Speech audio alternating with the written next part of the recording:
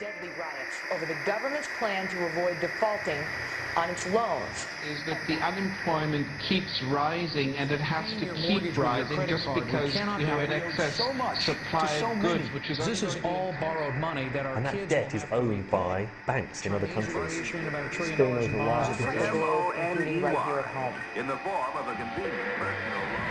A filter cigarette that delivers the taste, and 45 malt liquor. Are you hot? Quite some time ago, by a psychologist, America is sponsoring I first learned it from my grandmother. Now, my grandmother was a wonderful person. She taught me how to play the game Monopoly. She understood that the name of the game is to acquire. She would accumulate everything she could, and eventually she became the master of the board. And then she would always say the same thing to me. She'd look at me and she'd say, "One day, you'll learn to play the game."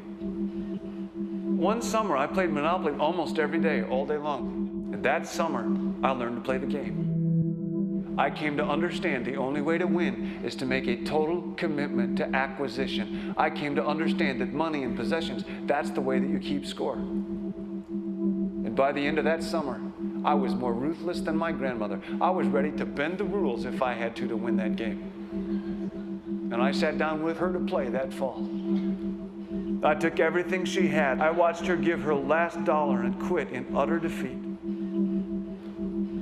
And then she had one more thing to teach me. Then she said, "Now it all goes back in the box."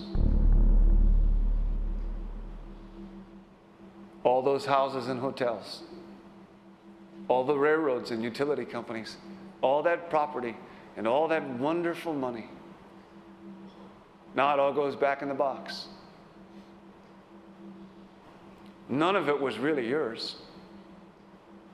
You got all heated up about it for a while. But it was around a long time before you sat down at the board. And it will be here after you're gone. Players come and players go. Houses and cars, titles and clothes, even your body. Because the fact is that everything I clutch and consume and hoard is going to go back in the box, and I'm going to lose it all. You have to ask yourself, when you finally get the ultimate promotion, when you've made the ultimate purchase, when you buy the ultimate home, when you have stored up financial security and climbed the ladder of success to the highest rung you can possibly climb it, and the thrill wears off, and it will wear off, then what? How far do you have to walk down that road before you see where it leads? Surely you understand, it'll never be enough. So you have to ask yourself the question, what matters?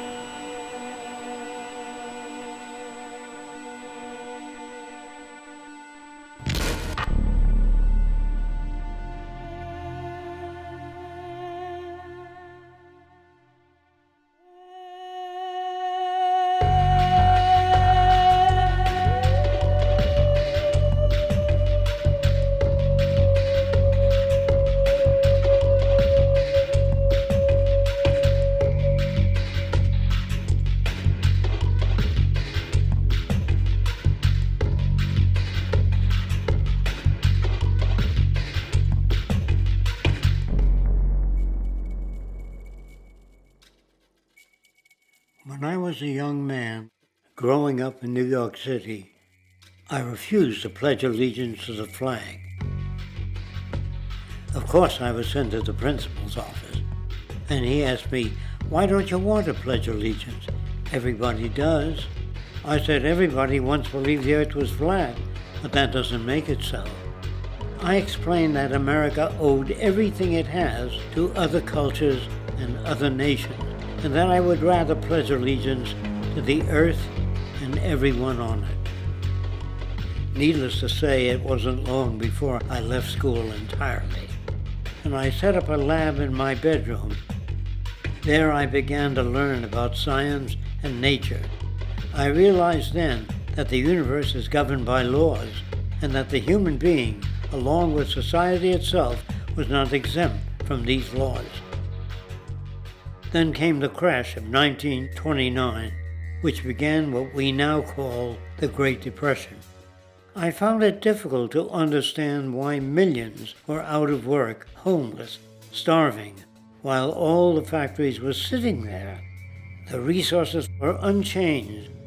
It was then that I realized that the rules of the economic game were inherently invalid.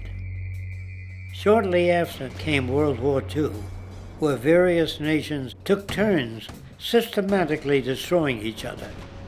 I later calculated that all the destruction and wasted resources spent on that war could have easily provided for every human need on the planet.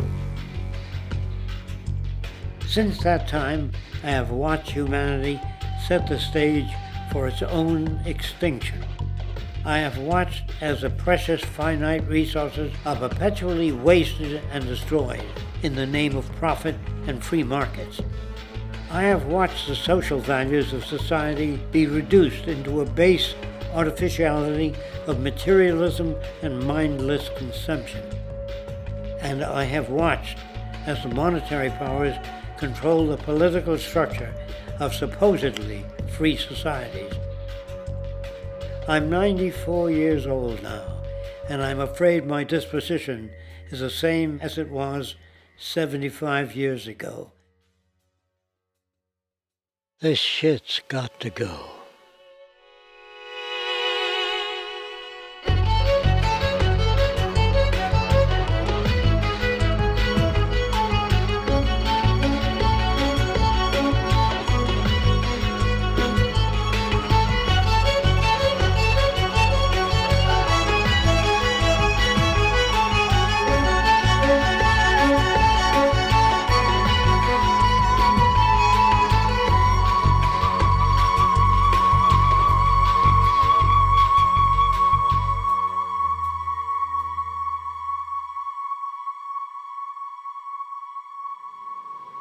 So you're a scientist, and somewhere along the way, hammered into your head is the inevitable nature versus nurture, and that's at least up there with Coke versus Pepsi or Greeks versus Trojans.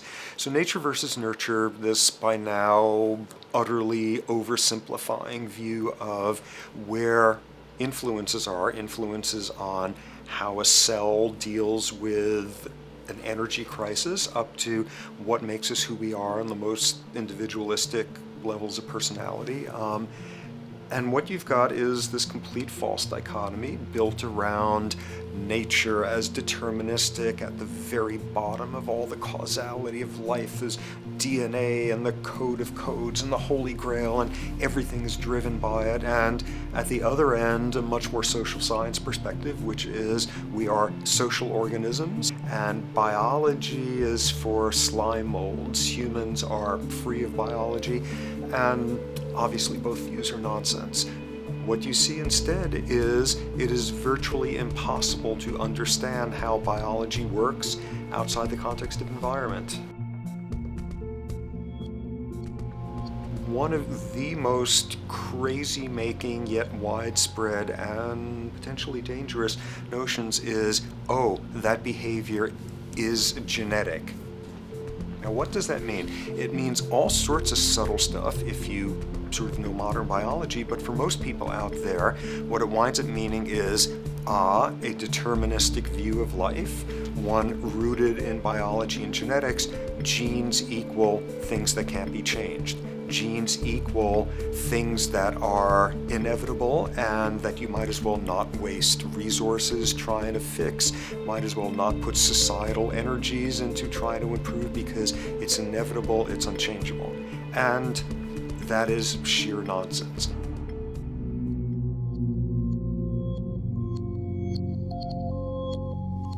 It is widely thought that conditions like ADHD are genetically programmed, conditions like schizophrenia are genetically programmed. The truth is the opposite. Nothing is genetically programmed. They're very rare diseases. I mean, a small handful, extremely sparsely represented in the population, that are truly genetically determined. Most complex conditions might have a predisposition that is a genetic component, but a predisposition is not the same as a predetermination. The whole search for the source of diseases in the genome was doomed to failure before anybody even thought of it, because most diseases are not genetically predetermined. Heart disease, cancer, strokes, rheumatoid conditions, autoimmune conditions in general, mental health conditions, addictions, these are none of them genetically determined. Breast cancer, for example, out of 100 women with breast cancer, only 7 will carry the breast cancer genes. 93 do not. And out of 100 women who do have the genes, not all of them will get cancer.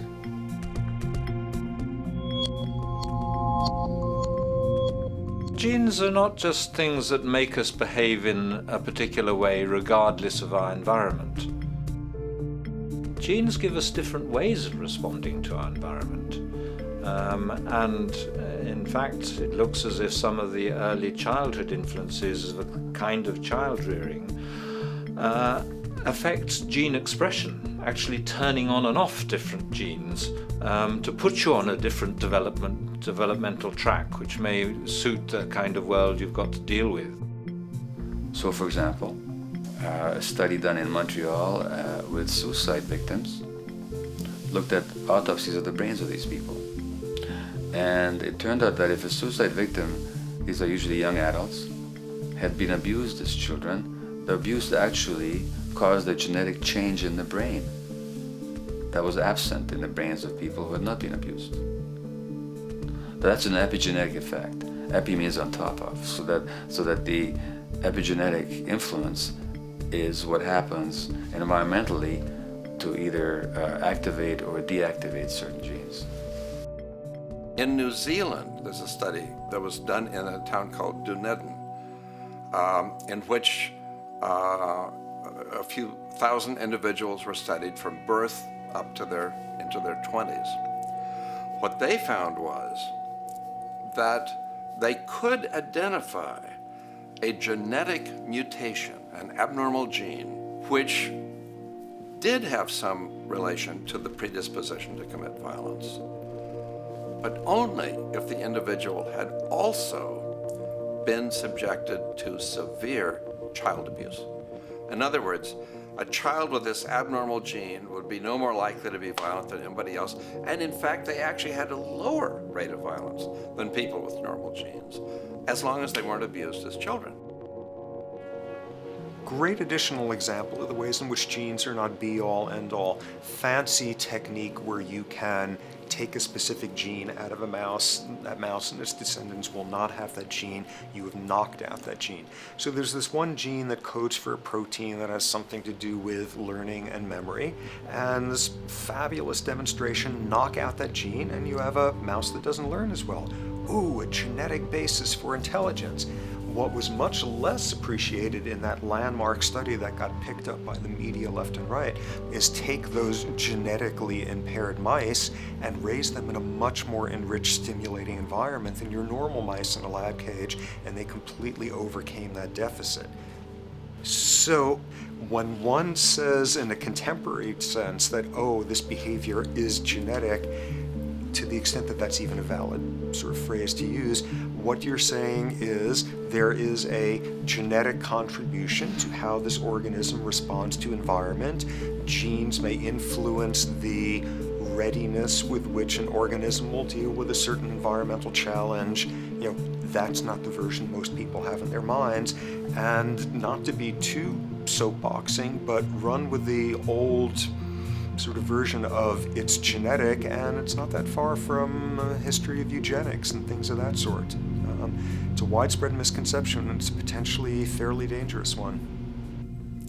One reason that the sort of biological explanation for violence, one reason that hypothesis is potentially dangerous, it's not just misleading, it can really do harm, is because if you believe that, you could very easily say, well, there's nothing we can do to change the predisposition people have to becoming violent.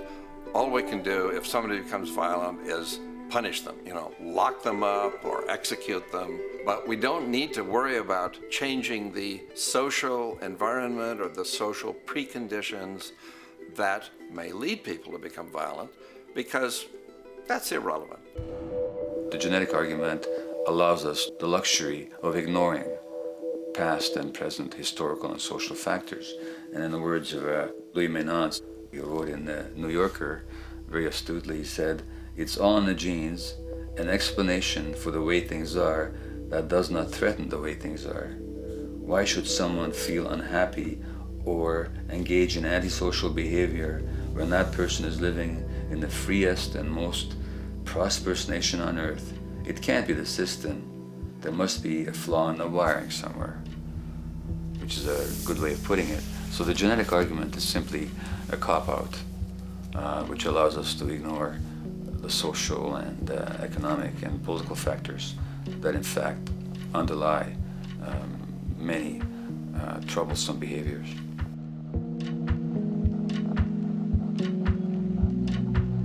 Addictions are usually considered to be a drug-related issue, but looking at it more broadly, I define addiction as any behavior that is associated with craving, with temporary relief, and with long-term negative consequences, along with an impairment of control over it, so that the person wishes to give it up or promises to do so, but can't follow through. And when you understand that, then you can see that there are many more addictions than simply those related to drugs. So there's workaholism, there's addiction to shopping, to the internet, to video games. There's the addiction to power. People have power, but they want more and more and more. Nothing is ever enough for them. Acquisition, corporations that must own more and more. The addiction to oil, or at least to the wealth and to the products made accessible to us by oil. Look at the negative consequences on the environment. We're destroying the very earth that we inhabit for the sake of that addiction. Now, these addictions are far more devastating in their social consequences than the cocaine or heroin habits of my downtown East Side patients. Yet they're rewarded and considered to be respectable. The tobacco company executive that shows a higher profit will get a much bigger reward. He doesn't face any negative consequences legally or otherwise. In fact, he's a respected member of the board of several other corporations. But tobacco smoke-related diseases kill 5.5 million people around the world every year. In the United States, they kill 400,000 people a year. And these people are addicted to what? To profit. To such a degree are they addicted that they're actually in denial about the impact of their activities, which is typical for addicts, is denial. And that's a respectable one. It's respectable to be addicted to profit no matter what the cost. So what is acceptable and what is respectable is a highly arbitrary phenomenon in our society. And it seems like the greater the harm, the more respectable the addiction.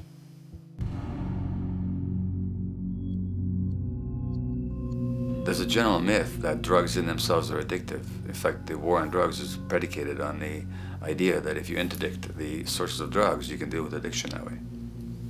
Now, if we understand addiction in a broader sense, we see that nothing in itself is addictive. No substance, no drug is by itself addictive, and no behavior is by itself addictive. Many people can go shopping without becoming shopaholics. Not everybody becomes a food addict. Not everyone who drinks a glass of wine becomes an alcoholic. So the real issue is what makes people susceptible, because it's the combination of a susceptible individual and the the potentially addictive substance or behavior that actually then makes for full flowering of addiction. In short, it's not the drug that's addictive, it's the question of the susceptibility of the individual to being addicted to a particular substance or behavior. If we wish to understand what then makes some people susceptible, we actually have to look at their life experience. The old idea, although it's old, but it's still broadly held, that addictions are due to some genetic cause is simply scientifically untenable. What the case is actually is that certain life experiences make people susceptible. Life experiences that not only shape the person's personality and psychological needs, but also their very brains in certain ways. And that process begins in utero.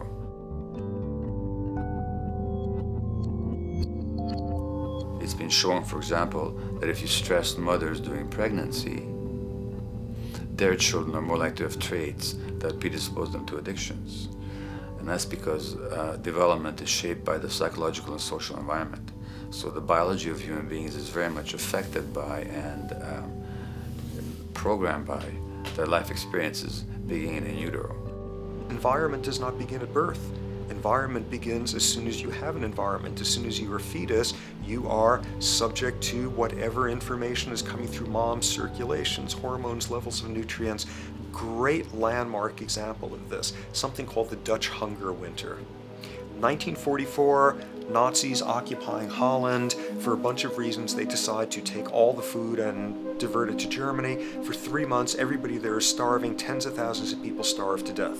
What the Dutch hunger winter effect is, if you were a second or third trimester fetus during the starvation, your body learned something very unique during that time. As it turns out, second, third trimester, something that your body is going about trying to learn about the environment is, well, how menacing of a place is it out there? How plentiful? How much nutrients am I getting by way of mom's circulation? Be a fetus who is starving during that time, and your body programs forever after to be really stingy with your sugar and fat, and what you do is you store every bit of it. Be a Dutch hunger winter fetus, and half a century later, everything else being equal, you are more likely to have high blood pressure, obesity, or metabolic syndrome. That is environment coming in a very unexpected place. You can stress animals in a laboratory when they're pregnant, and their offspring will be more likely to use cocaine and alcohol as adults. You can stress human mothers. For example, in a British study, women who are abused in pregnancy will have higher levels of the stress hormone cortisol in their placenta at birth, and their children are more likely to have conditions that predispose them to addictions by age 7 or 8. So in utero stress already prepares the ground for all kinds of mental health issues. Israeli study done prior on children born to mothers who were pregnant prior to the onset of the 1967 war. These women, of course, are very stressed, and their offspring have a higher incidence of schizophrenia than the average cohort. So there's plenty of evidence now that prenatal effects have a huge impact on the developing human being.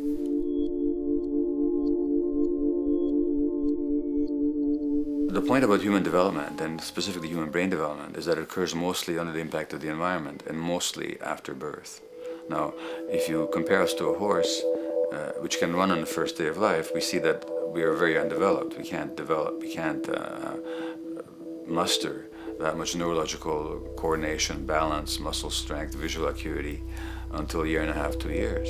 And that's because the brain development that in the horse happens in the safety of the womb, in a human being has to happen after birth. And that has to do with simple evolutionary logic. As the head gets larger, which is what makes us into human beings, the burgeoning of the forebrain is what creates the human species, actually. At the same time, we walk on 2 legs, so our pelvis narrows to accommodate that. So now we have a narrower pelvis, a larger head. Bingo, we have to be born prematurely. And that means that the brain development that in other animals occurs in utero, in us, occurs after birth. And much of that under the impact of the environment. And the concept of neural Darwinism simply means that the circuits that get the appropriate input from the environment will develop optimally, and the ones that don't will either not develop optimally or perhaps not at all. If you take a child with perfectly good eyes at birth and you put him in a dark room for 5 years, he'll be blind thereafter for the rest of his life, because the circuits of vision require light waves for their development. And without that, even the rudimentary circuits present and active at birth will atrophy and die, and new ones will not develop. There's a significant way in which early experiences shape adult behavior,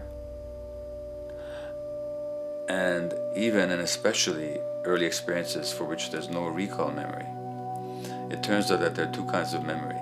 There is explicit memory, which is recall. This is when you can call back facts, details, episodes, circumstances. But the structure in the brain, which is called the hippocampus, which encodes recall memory, it doesn't even begin to develop fully until 1.5 years, and it's not fully developed till much later, which is why hardly anybody has any recall memory prior to 18 months. But there's another kind of memory, which is called implicit memory, which is in fact an emotional memory, where the emotional impact and the interpretation that the child makes of those emotional experiences is ingrained in the brain in the form of nerve circuits ready to fire without specific recall. So to give you a clear example, people who are adopted have a lifelong sense of rejection very often. They can't recall the adoption, they can't recall the separation from birth mother, because there's nothing there to recall with. But the emotional memory of separation and rejection is deeply embedded in their brains. Hence, they're much more likely to experience a sense of rejection and a great emotional upset when they perceive themselves as being rejected than other people. That's not unique to people who are adopted, but it's particularly strong in them because of this function of implicit memory. People who are addicted, given that they, according to all the research literature, certainly in my experience, the hardcore addicts virtually were all significantly abused as children or suffered severe emotional loss. Their emotional or implicit memories are those of a world that's not safe and not helpful, caregivers who are not to be trusted, and relationships that are not safe enough to open up to vulnerably. And hence their responses tend to be to keep themselves separate from really intimate relationships, not to trust caregivers, doctors, and other people who are trying to help them, and generally see the world as an unsafe place. And that's strictly a function of implicit memory, which sometimes has to do with incidents they don't even recall.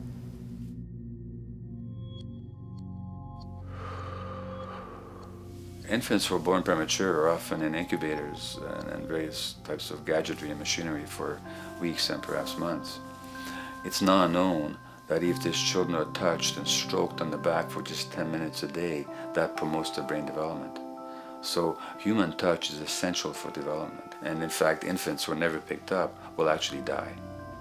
That's how much of a fundamental need being held is to human beings. In our society, there's an unfortunate tendency to tell parents not to pick up their kids, not to hold them, not to pick up babies who are crying for fear of spoiling them, or to encourage them to sleep through the night. You don't pick them up, which is just the opposite of what the child needs.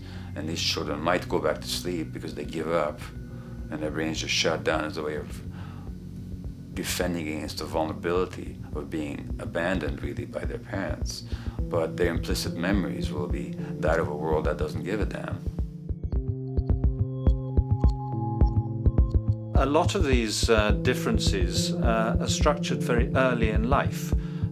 In a way, if you like, the parental experience of adversity, how tough life is or how easy it is passed on to children, whether through maternal depression or parents being bad-tempered with their kids because they've had a hard day or just being too tired at the end of the day. And these have very powerful effects, programming children's development, which we know a lot about now. But that's early sensitivity isn't just an evolutionary mistake. It exists again in many different species. Even seedlings, there's an early adaptive process to the kind of environment they're growing up in. But for humans, the adaptation is to the quality of social relations. And so early life, how nurturing or how much conflict, how much attention you get, is a taster of the kind of world you may be growing up in. Are you growing up in a world where you have to fight for what you can get, watch your back, fend for yourself, learn not to trust others? Or are you growing up in a society where you depend on reciprocity, mutuality, cooperation, where empathy is important, where your security depends on good relations with other people? And that needs a very different emotional and cognitive development. And that's what the early sensitivity is about. And parenting is almost, quite unconsciously, a system for passing on that experience to children of the kind of world they're in. The great British child psychiatrist D.W. Winnicott said that fundamentally two things can go wrong in childhood. One is when things happen that shouldn't happen, and then things that should happen but don't. And the first category is the traumatic and abusive and abandonment experiences of my downtown East Side patients and of many addicts. That's what shouldn't happen but did. But then there is the non-stressed, attuned, non-distracted attention of the parent that every child needs, that very often children don't get. They're not abused, they're not neglected, and they're not traumatized. But what should happen, the presence of the emotionally available, nurturing parent, just is not available to them because of the stresses in our society and the parenting environment. And the psychologist Alan Shore calls that proximal abandonment, when the parent is physically present, but emotionally absent. I have spent, roughly the last 40 years of my life working with the most violent people our society produces, murderers, rapists, and so on, in an attempt to understand what causes this violence. I discovered that the most violent of the criminals in our prisons had themselves been victims of a degree of child abuse that was beyond the scale of what I ever thought of applying the term child abuse to. I had no idea of the depth of the depravity with which children in our society are all too often treated. The most violent people I saw were themselves the survivors of their own attempted murder, often at the hands of their parents or other people in their social environment, or were the survivors of family members who had been killed, their closest family members, by other people. The Buddha argued that everything depends on everything else. He says the one contains the many and the many contains the one. That you can't understand anything in isolation from its environment. The leaf contains the sun, the sky, and the earth, obviously. This has not been shown to be true, of course, all around, and specifically when it comes to human development. The modern scientific term for it is the biopsychosocial nature of human development, which says that the biology of human beings depends very much on their interaction with the social and psychological environment.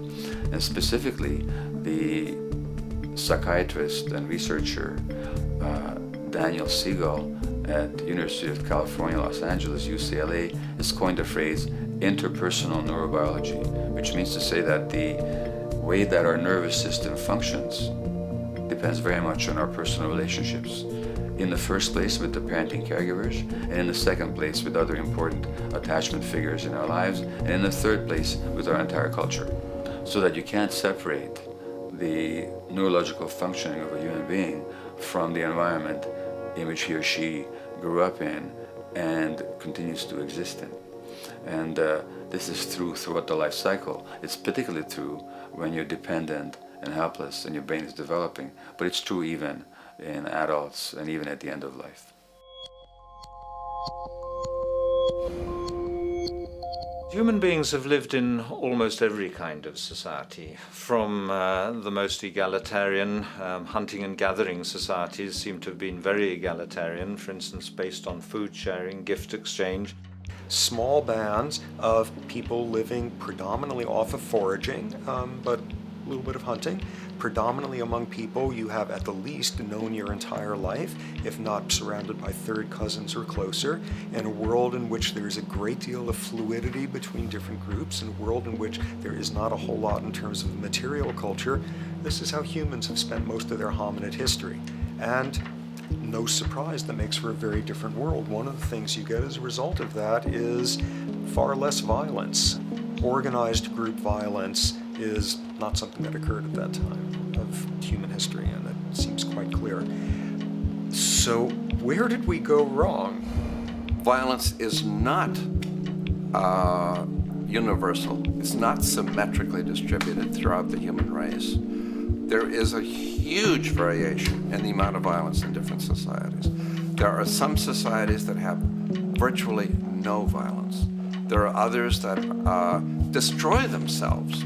Some of the Anabaptist religious groups that are complete strict pacifists, like the Amish, the Mennonites, the Hutterites.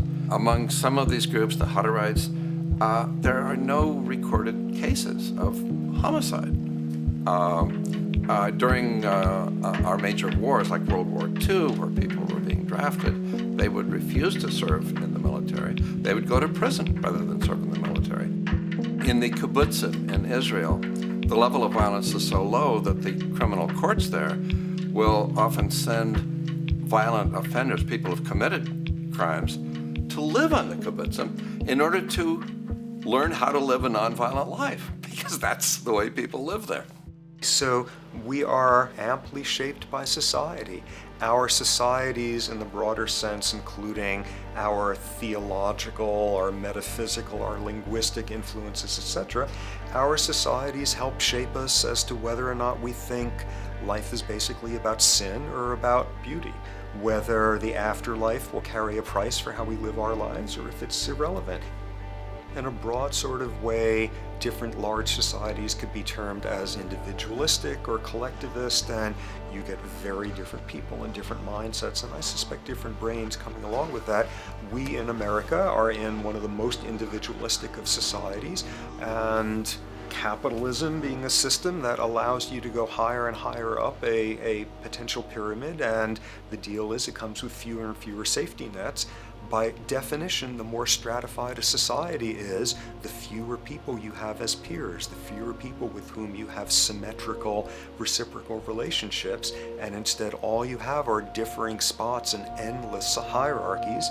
And a world in which you have few reciprocal partners is a world with a lot less altruism.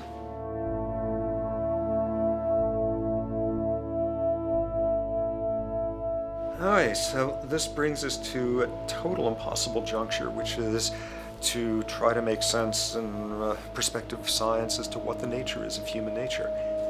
You know, on a certain level, the nature of our nature is not to be particularly constrained by our nature. We come up with more social variability than any species out there, more systems of belief, of styles of family structures, of ways of raising children. The capacity for variety that we have is extraordinary. In a society which is predicated on competition and really very often the ruthless exploitation of one human being by another, the profiteering of other people's problems, and very often the creation of problems for the purpose of profiteering, the ruling ideology will very often justify that behavior by appeals to some fundamental and unalterable human nature. So the myth in our society is that people are competitive by nature, and that they're individualistic, and that they're selfish. The real reality is quite the opposite. We have certain human needs. The only way that you can talk about human nature concretely is by recognizing that there's certain human needs. We have a human need for companionship and for close contact, to be loved, to be attached to be accepted, to be seen, to be received for who we are. If those needs are met, we develop into people who are compassionate and cooperative and who have empathy for other people. So the opposite that we often see in our society is in fact the distortion of human nature, precisely because so few people have their needs met. So yes, you can talk about a human nature, but only in the sense of basic human needs that are instinctively evoked, or I should say certain human needs that lead to certain traits if they are met, and a different set of traits if they're denied. So, when we recognize the fact that the human organism, which has a great deal of adaptive flexibility, allowing us to survive in many different conditions, is also rigidly programmed for certain environmental requirements or human needs, a social imperative begins to emerge. Just as our bodies require physical nutrients, the human brain demands positive forms of environmental stimulus at all stages of development, while also needing to be protected from other negative forms of stimulus. And if things that should happen do not, or if things that shouldn't happen do, it is now apparent that the door can be opened for not only a cascade of mental and physical diseases, but many detrimental human behaviors as well. So as we turn our perspective now outward and take account for the state of affairs today, we must ask the question, is the condition we have created in the modern world actually supporting our health? Is the bedrock of our socioeconomic system acting as a positive force for human and social development and progress? Or is the foundational gravitation of our society actually going against the core evolutionary requirements needed to create and maintain our personal and social well-being?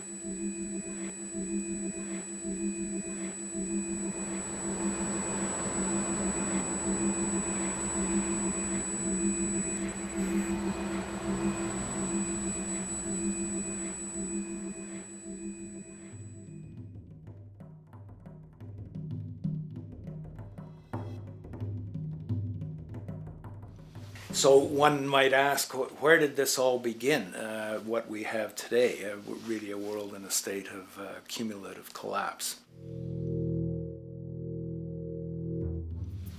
You get it started with John Locke. And John Locke introduces property, and he has three provisos for just private right and property. And the three provisos are that there must be enough left over for others, and that you must not let it spoil, and that you, most of all, must mix your labor with it.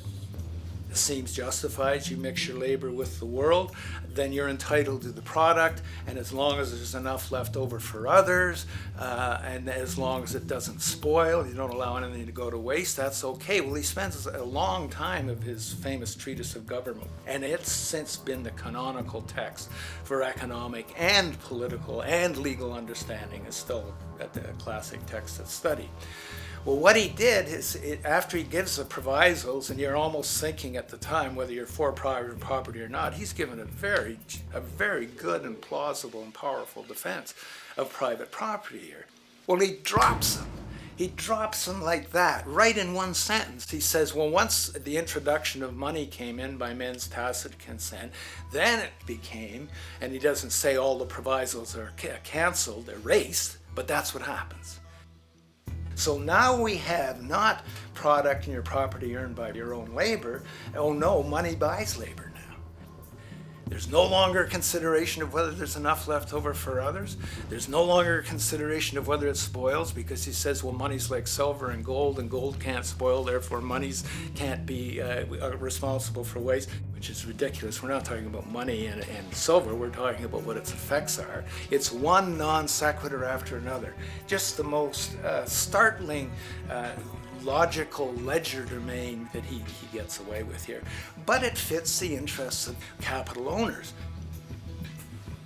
Then Adam Smith comes along, and what he adds is the religion to this. Locke started with God made it all this way. This is God's right.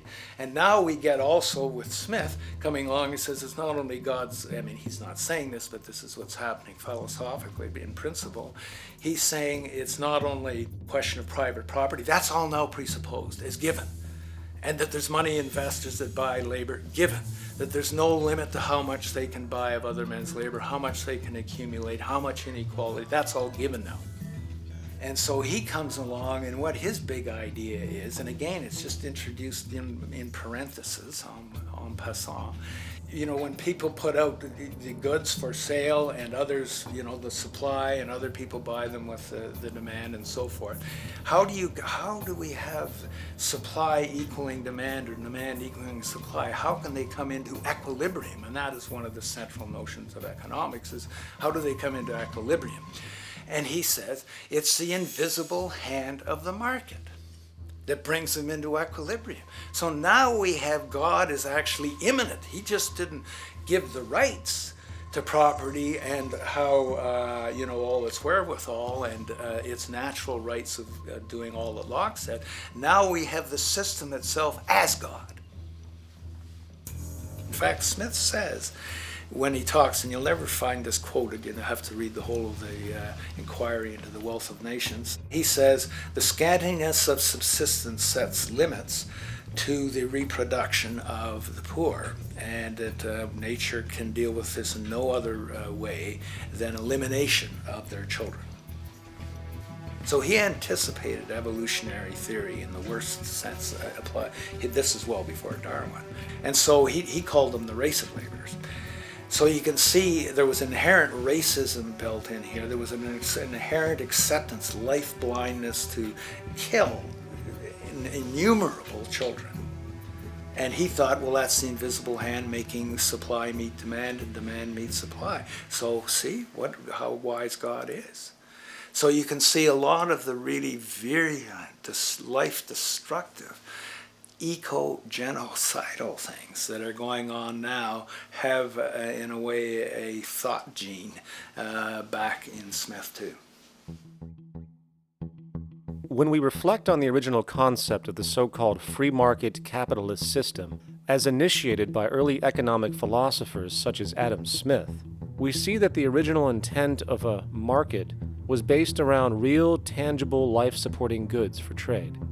Adam Smith never fathomed that the most profitable economic sector on the planet would eventually be in the arena of financial trading or so-called investment, where money itself is simply gained by the movement of other money in an arbitrary game which holds zero productive merit to society. Yet, regardless of Smith's intent, the door for such seemingly anomalous advents was left wide open by one fundamental tenet of this theory. Money is treated as a commodity in and of itself. Today, in every economy of the world, regardless of the social system they claim, money is pursued for the sake of money and nothing else. The underlying idea, which was mysteriously qualified by Adam Smith with his religious declaration of the invisible hand, is that the narrow, self-interested pursuit of this fictional commodity will somehow magically manifest human and social well-being and progress. The reality is that the monetary incentive interest, or what some have termed the money sequence of value, has now completely decoupled from the foundational life interest, which could be termed the life sequence of value.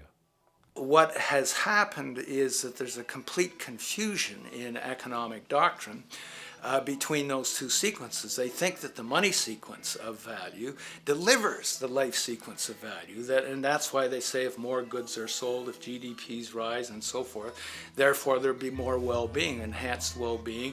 We take the GDP to be basically our indicator of social health. Well, there you see the confusion. It's talking about money sequences of value, that is all the receipts, all the revenues that are derived from selling goods, and they're confusing that with life reproduction, so that you have built right into this thing from the beginning is a complete conflation of the money and life sequences of value. So we're dealing with a kind of structured delusion that becomes more and more deadly as the money sequence decouples from producing anything at all. So it's a system disorder, and the system disorder seems to be fatal.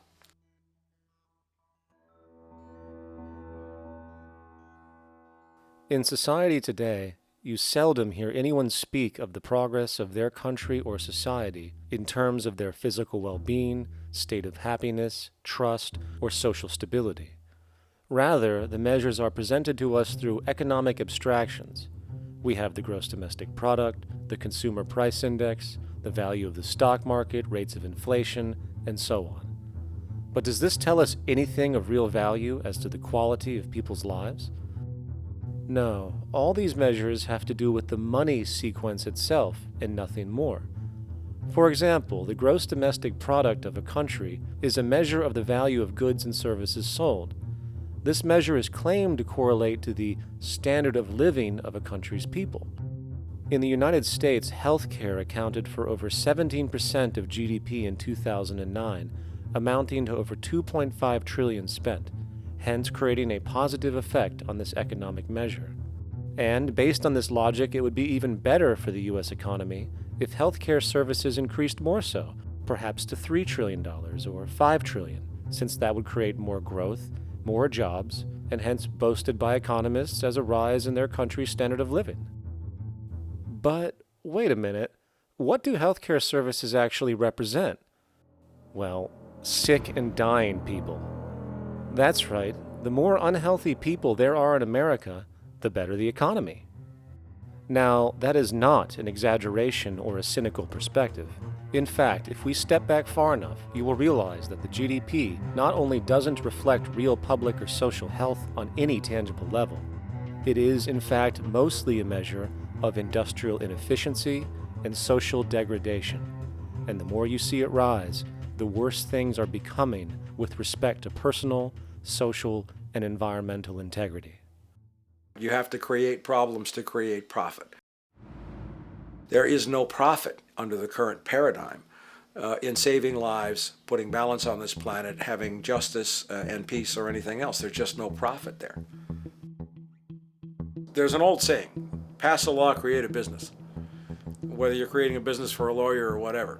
So, crime does create business, just like destruction creates business in Haiti.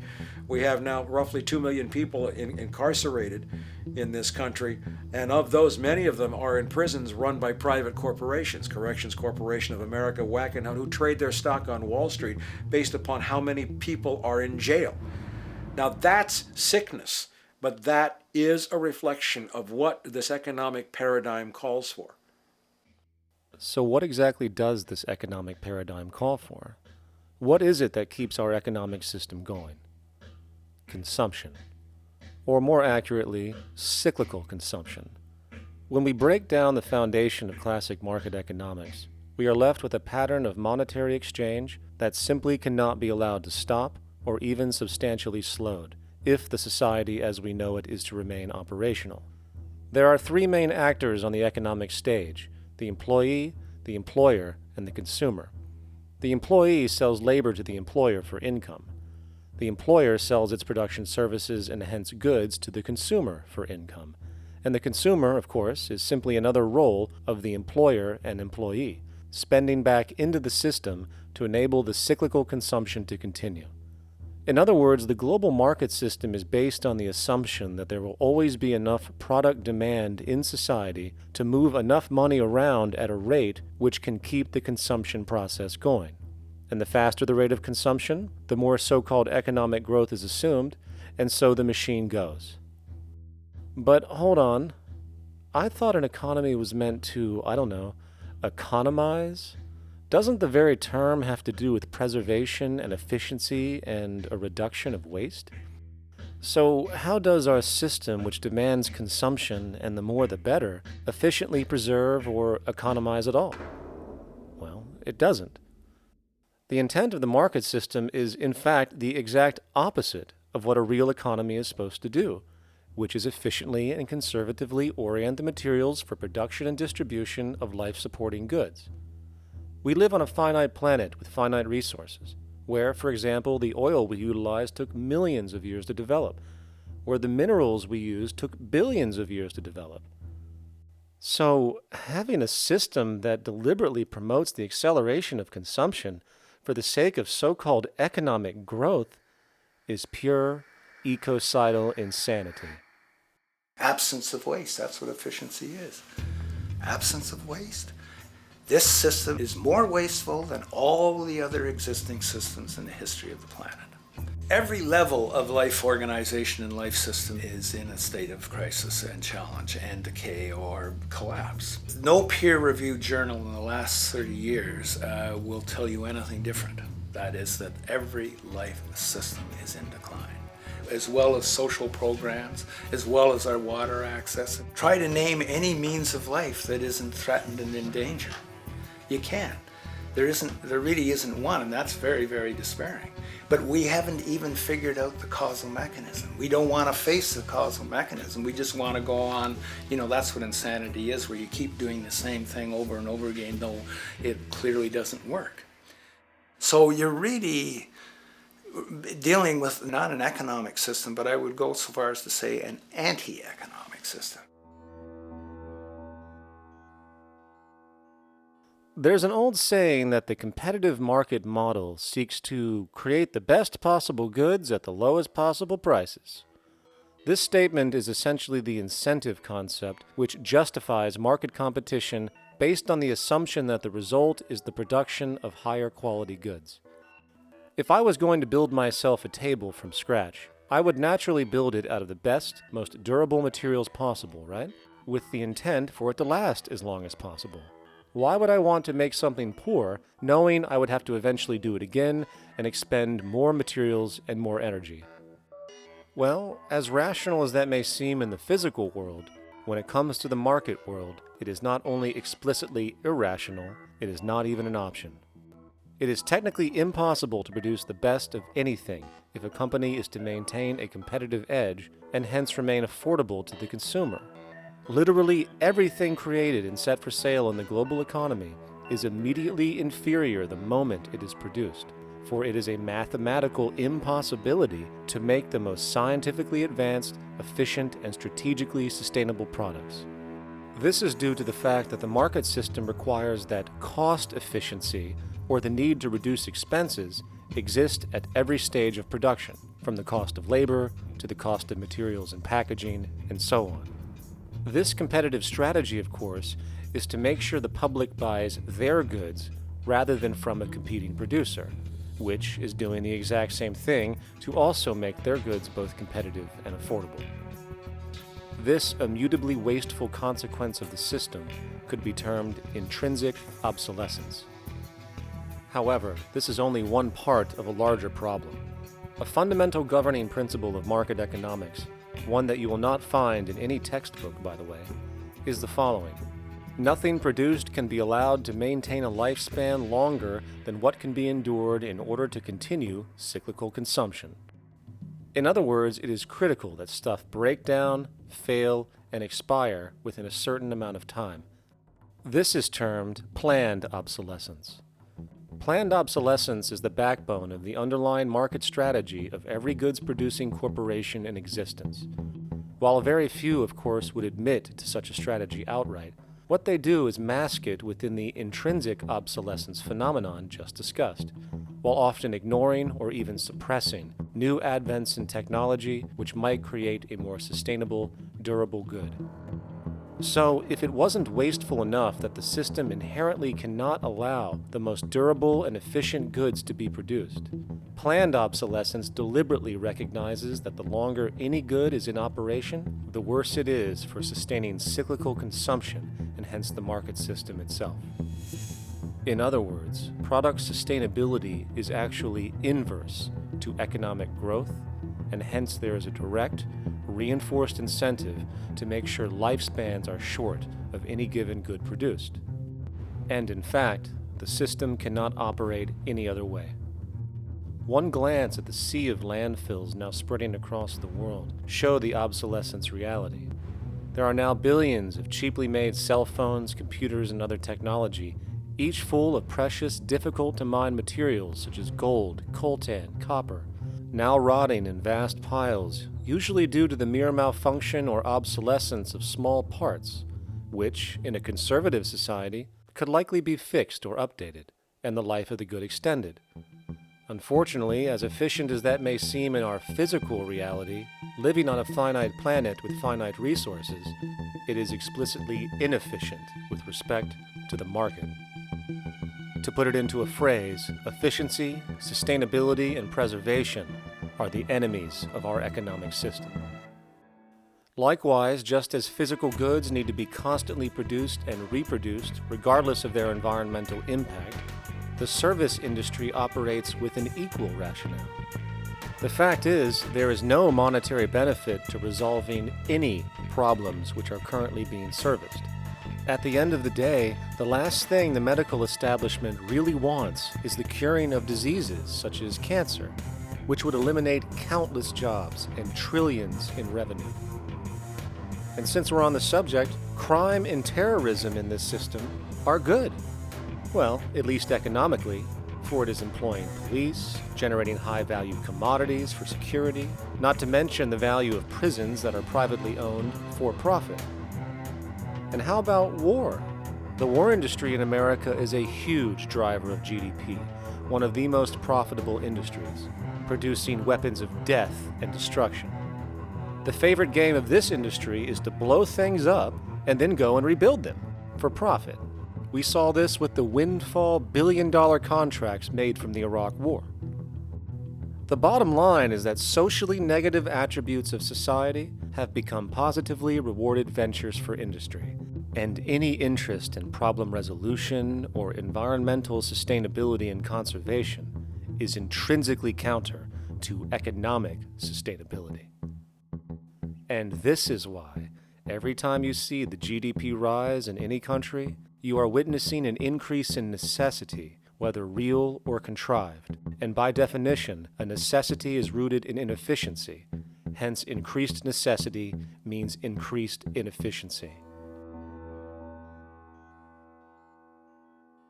The American dream is based on rampant consumerism. It is based upon the fact that mainstream media, and especially commercial advertising, all corporations who need this infinite growth have convinced us or brainwashed most people in America, and hence the world, that we have to have X number of material possessions and the possibility of gaining infinitely more material possessions in order to be happy. That's just not true.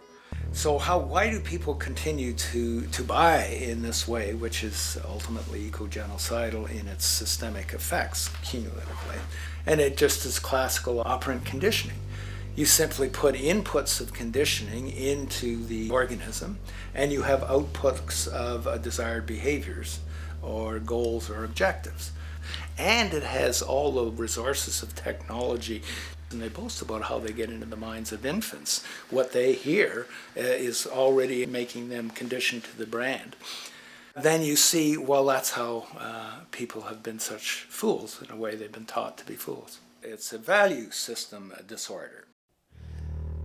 You know, if there is any testament to the plasticity of the human mind, if there is any proof to how malleable human thought is and how easily conditioned and guided people can become based on the nature of their environmental stimulus and what it reinforces, the world of commercial advertising is the proof.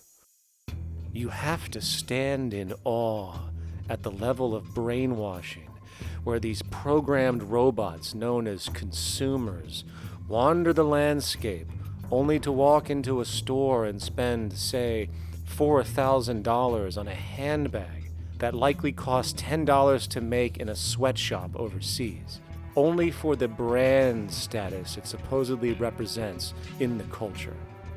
Or perhaps the ancient communal traditions which increase trust and cohesiveness in society, which have now been hijacked by acquisitive, materialistic values, where now annually we exchange useless crap a few times a year. And we might wonder why so many today have a compulsion to shopping and acquisition, when it is clear that they have been conditioned from childhood to expect material goods as a sign of their status with friends and family. The fact is, the foundation of any society are the values that support its operation, and our society, as it exists, can only operate if our values support the conspicuous consumption it requires to continue the market system. 75 years ago, consumption in America and much of the First World was half of what we see today per person.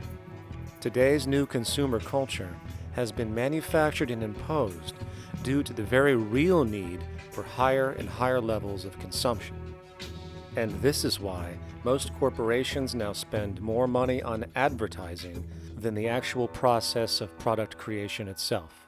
They work diligently to create a false need for you to fill, and it happens to work. Economists are in fact not economists at all. They're propagandists of money value. And you'll find that all their models basically get down to token exchanges that are to the profit of one side or both sides or whatever, but they're completely disconnected from the actually existing world of reproduction. In Ohio, an old man failed to pay his electric bill. You may be familiar with the case. And the electric company turned off the electricity and he died. The reason they turned it off was because it wouldn't have been profitable for them to keep it on because he didn't pay his bill. Do you believe that was right? The responsibility really lies not on the electric company for turning it off, but on those of this man's neighbors and friends and associates who are not charitable enough to enable him as an individual to meet the electric bill. Did I hear that right? Did he just say the death of a man caused by not having money was the responsibility of other people, or in effect, charity? Well then, I guess we're going to need a whole lot of infomercials, little miserable coin slot donations for bodega counters, and a bunch of pickle jars for the billion people now starving to death on this planet because of the very system Milton Friedman promotes.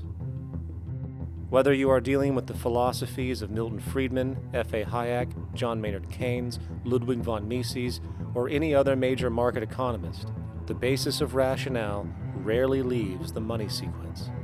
It is like a religion. Consumption analysis, stabilization policies, deficit spending, aggregate demand. It exists as a never-ending, self-referring, self-rationalizing circle of discourse where universal human need, natural resources, or any form of physical life-supporting efficiency is ruled out by default and replaced by the singular notion that humans seeking advantage over each other for money alone, motivated by their own narrow self-interest, will magically create a sustainable, healthy, balanced society. There is no life coordinate in this whole theory, this whole doctrine. What are they doing? What are they doing? What they're doing is tracking money sequences. That's all it is tracking money sequences, presupposing everything that matters. One, that there's no life coordinates. Wow, no life coordinates. Two, that all the agents are self-maximizing preference seekers. That is, they think of nothing other than themselves and what they can get most for themselves. That's the notion, that's the ruling notion of rationality. Self-maximizing choice. And the only thing that they're interested in self-maximizing is money or commodities. Well, where does social relations come in? It doesn't, except in the exchange to self-maximize. Where do our natural resources come in? They don't, except to exploit. Where does the family come in as being able to survive? It doesn't. They have to have money in order to purchase any good. Well, shouldn't an economy deal somewhere with human need? Isn't that what the fundamental issue is, to satisfy human needs? Oh, need isn't even in your lexicon. You dissolve it into wants. And what is a want? That means money demand that wants to buy. Well, if it's money demand that wants to buy, it's got nothing to do with need, because it may be the person has no money demand and desperately needs, say, water supply. Or it may be money demand wants a gold toilet seat. Well, where does it all go? To the gold toilet seat. And you call this economics? Like, it's really, when one thinks of it, it's got to be the most bizarre delusion in the history of human thought. Now, so far we have focused on the market system, but this system is actually only one half of the global economic paradigm. The other half is the monetary system. While the market system deals with the interaction of people gaming for profit across the spectrum of labor, production, and distribution, the monetary system is an underlying set of policies set by financial institutions which create conditions for the market system, among other things. It includes terms we often hear, such as interest rates, loans, debt, the money supply, inflation, etc. And while you might want to pull your hair out listening to the gibberish coming from the monetary economists, modest preemptive actions can obviate the need of more drastic actions at a later date. The nature and effect of this system is actually quite simple. Our economy has, or the global economy, has three basic things that govern it. One is fractional reserve banking, banks printing money out of nothing. It's also based upon compound interest. When you borrow money, you have to pay back more than you borrowed, which means that you, in effect, create money out of thin air, again, which has to be serviced by creating still more money. We live in an infinite growth paradigm. The economic paradigm we live in now is a Ponzi scheme. Nothing grows forever. It's not possible. As the great psychologist James Hillman wrote, the only thing that grows in a human body after a certain age is cancer.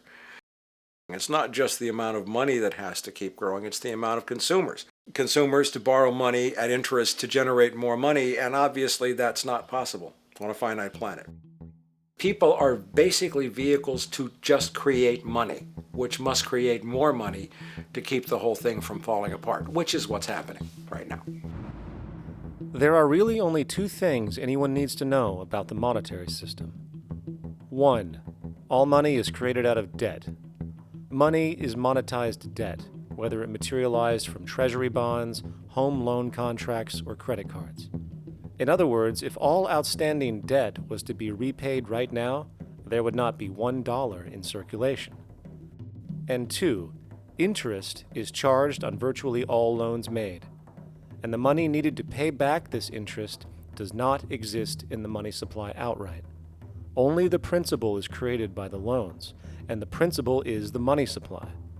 So, if all this debt was to be repaid right now, not only would there not be $1 left in circulation, there would also be a gigantic amount of money owed that is literally impossible to pay back, for it does not exist.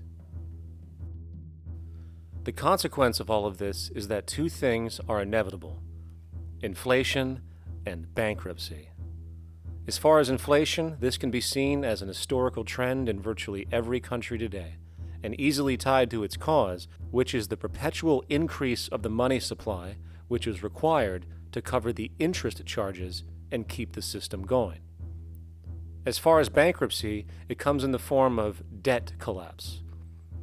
This collapse will inevitably occur with a person, a business, or a country, and typically happens when the interest payments are no longer possible to make. But there is a bright side to all of this. Well, at least in terms of the market system, because debt creates pressure. Debt creates wage slaves. A person in debt is much more likely to take a low wage than a person who isn't, hence becoming a cheap commodity. So it's great for the corporations to have a pool of people that have no financial mobility. But hey, that same train of thought also goes for entire countries.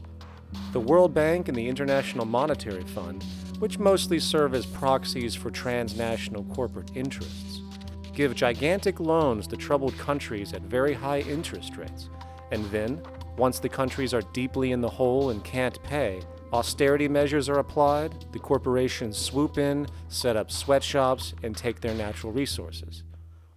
Now that's market efficiency. But wait, there's more.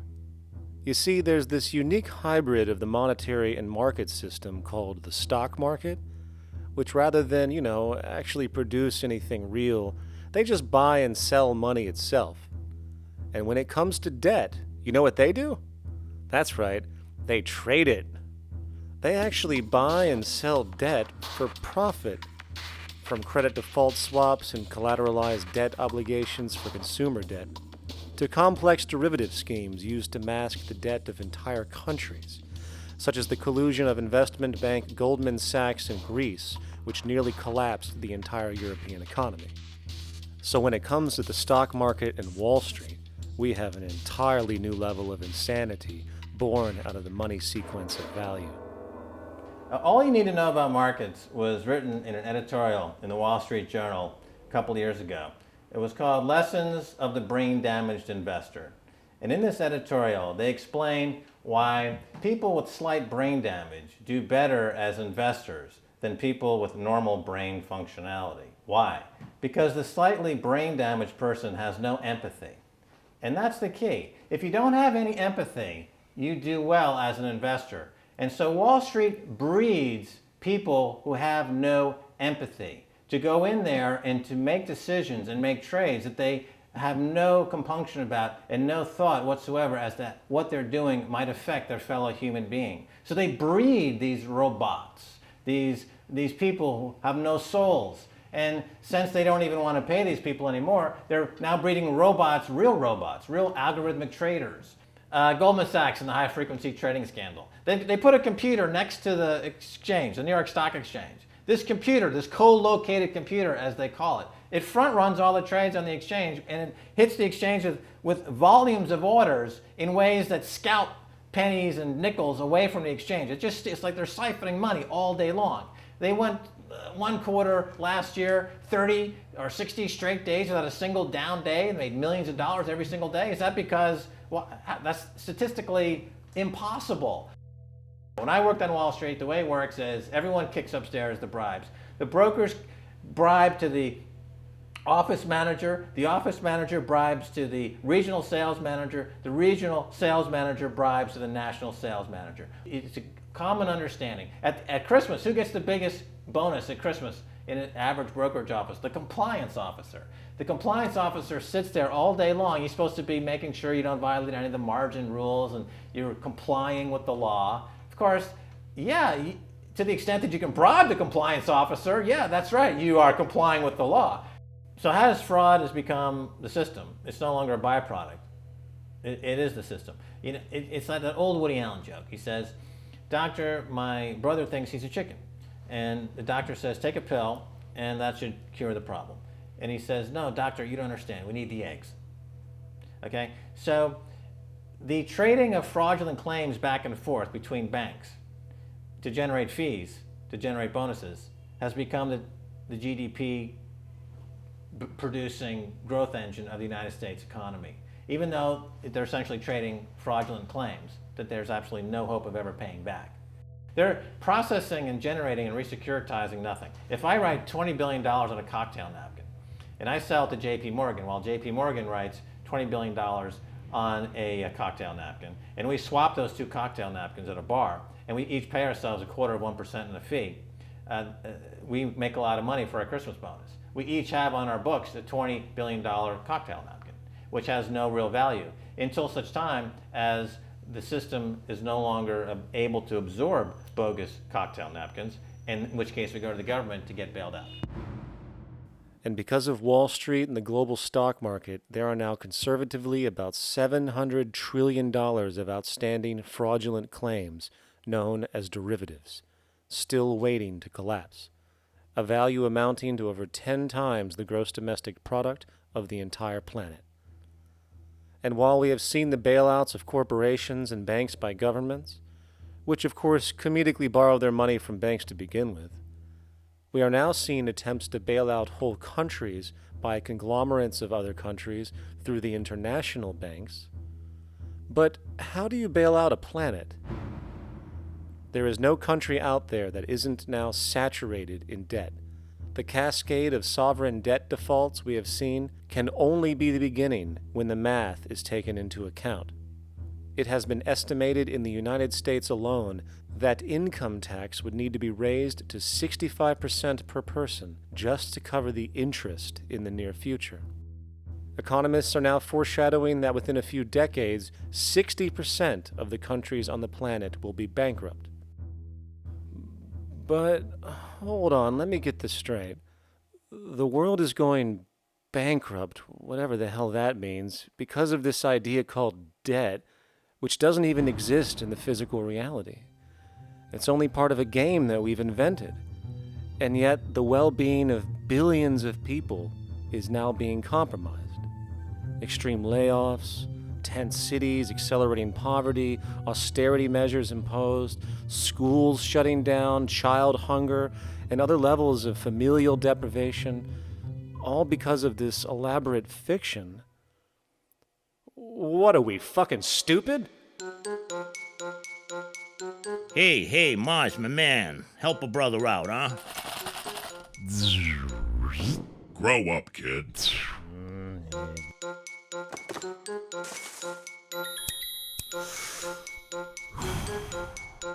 Saturn, what's up, man? You remember that smoking nebula I hooked you up with a while back? Listen, Earth, we're getting really tired of you. You've been given everything, and yet you waste it all. You got plenty of resources, and you know it. Why don't you grow up and learn some responsibility, for Christ's sake? You're making your mother miserable.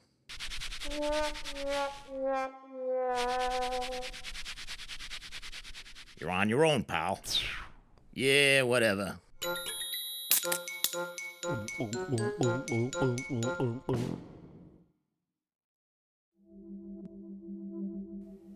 Now, all of this considered, from the waste machine known as the market system to the debt machine known as the monetary system, hence creating the monetary market paradigm which defines the global economy today, there is one consequence that runs through the entire machine: inequality. Whether it is the market system which creates a natural gravitation towards monopoly and power consolidation, while also generating pockets of wealthy industries that tower over others regardless of utility, such as the fact that top hedge fund managers on Wall Street now take home over $300 million a year for contributing literally nothing, while a scientist looking for a cure for a disease trying to help humanity might make $60,000 a year if they're lucky. Or whether it is the monetary system, which has class division built right into its structure. For example, if I have $1 million to spare and I put it into a CD at 4% interest, I will make $40,000 a year. No social contribution, no nothing. However, if I'm a lower class person and have to take loans to buy my car or home, I am paying in interest, which, in abstraction, is going to pay that millionaire with the 4% CD. This stealing from the poor to pay the rich is a foundational, built-in aspect of the monetary system, and it could be labeled structural classism. Of course, historically, social stratification has always been deemed unfair, but obviously accepted overall as now 1% of the population owns 40% of the planet's wealth. But, material fairness aside, there is something else going on underneath the surface of inequality, causing an incredible deterioration in public health as a whole. Well, I think people are often puzzled by the contrast between the material success of our societies, unprecedented levels of wealth, and the many social failings. I mean, you know, if you look at the rates of drug abuse or violence or self-harm amongst kids or mental illness, there's clearly something going deeply wrong with our societies. What the data that I've been describing does is simply shows that intuition that people have had for hundreds of years, that inequality is divisive and socially corrosive, that intuition is truer than I think we ever imagined. There are very powerful psychological and social effects of inequality, more to do, I suppose, with feelings of superiority and inferiority, that kind of division, and maybe going with the sort of respect, disrespect, people feeling looked down on at the bottom, which, by the way, is why violence is more common in more unequal societies. It's the trigger to violence is so often people feeling looked down on and disrespected. If there is one principle I can emphasize that is the most important principle underlying the prevention of violence, it would be equality. The single most significant factor that affects the rate of violence is the degree of equality versus the degree of inequality in that society. So what one's looking at is a sort of general social dysfunction. It's not just one or two things that go wrong as inequality increases. It seems to be everything, whether we're talking about crime or health or mental illness or whatever. One of the really disturbing findings out in public health there is never ever make the mistake of being poor or being born poor, your health pays for it in endless sorts of ways, something known as the health socioeconomic gradient. As you move down from the highest strata in society in terms of socioeconomic status, every step down, health gets worse for umpteen different diseases. Life expectancy gets worse, infant mortality rate, everything you could look at. So a huge issue has been, why is it that this gradient exists? Totally simple, obvious answer, which is if you are chronically sick, you're not going to be very productive, so health causes drive socioeconomic differences. Not that in the slightest. On the very simple level that you could look at socioeconomic status of a 10-year-old, and that's going to predict something about their health decades later. So that's the direction of causality. Next one, what's it about? Oh, it's perfectly obvious. Poor people can't afford to go to the doctor. It's healthcare access. It's got nothing to do with that, because you see these same gradients in countries with universal healthcare, socialized medicine. Okay, next simple explanation. Oh, on the average, the poorer you are, the more likely you are to smoke, to drink, to all sorts of lifestyle risk factor stuff. Yeah, those contribute, but careful studies have shown that explains maybe about a third of the variability. So what's left? And what's left is having a ton to do with the stress of poverty. So the poorer you are, starting off being, the person who's $1 income behind Bill Gates, the poorer you are in this country, on the average, the worse your health is. This tells us something really important. The health connection with poverty, it's not about being poor, it's about feeling poor. Increasingly, we recognize that chronic stress is an important influence on health, but the most important sources of stress are the quality of social relations. And if there is anything that lowers the quality of social relations, it is the socioeconomic stratification of society. What science has now shown is that regardless of material wealth, the stress of simply living in a stratified society leads to a vast spectrum of public health problems. And the greater the inequality, the worse they become. Life expectancy, longer in more equal countries. Drug abuse, less in more equal countries. Mental illness, less in more equal countries. Social capital, meaning the ability of people to trust each other, naturally greater in more equal countries.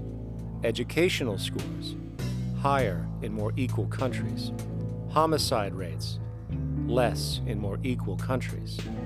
Crime and rates of imprisonment, less in more equal countries. It goes on and on. Infant mortality, obesity, teen birth rate, less in more equal countries. And perhaps most interesting, innovation, greater in more equal countries, which challenges the age-old notion that a competitive, stratified society is somehow more creative and inventive. Moreover, a study done in the UK called the Whitehall Study confirmed that there is a social distribution of disease as you go from the top of the socioeconomic ladder to the bottom. For example, it was found that the lowest rungs of the hierarchy had a 4-fold increase of heart disease-based mortality compared to the highest rungs. And this pattern exists irrespective of access to health care. Hence, the worse a person's relative financial status, the worse their health is going to be on average.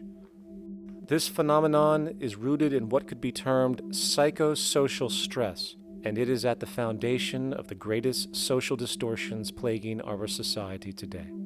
Its cause? The monetary market system.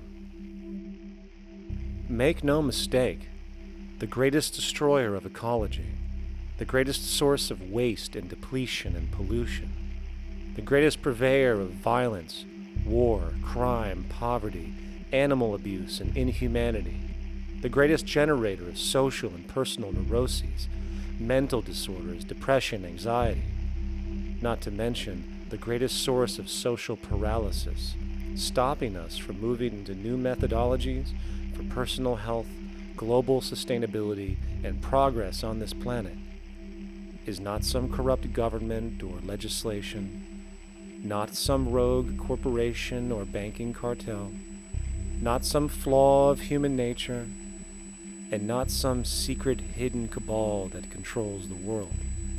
It is, in fact, the socioeconomic system itself at its very foundation.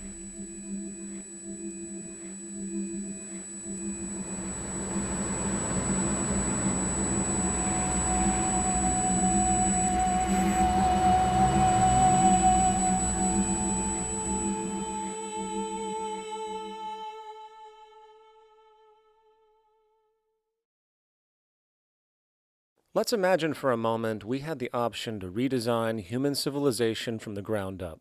What if, hypothetically speaking, we discovered an exact replica of the planet Earth, and the only difference between this new planet and our current one is that human evolution had not occurred. It was an open palette. No countries, no cities, no pollution, no Republicans, just a pristine, open environment. So, what would we do? Well, first we need a goal, right? And it's safe to say that goal would be to survive. And not to just survive, but to do so in an optimized, healthy, prosperous way. Most people indeed desire to live, and they would prefer to do so without suffering. Therefore, the basis of this civilization needs to be as supportive and hence sustainable for human life as possible, taking into account the material needs of all the world's people, while trying to remove anything that could hurt us in the long run.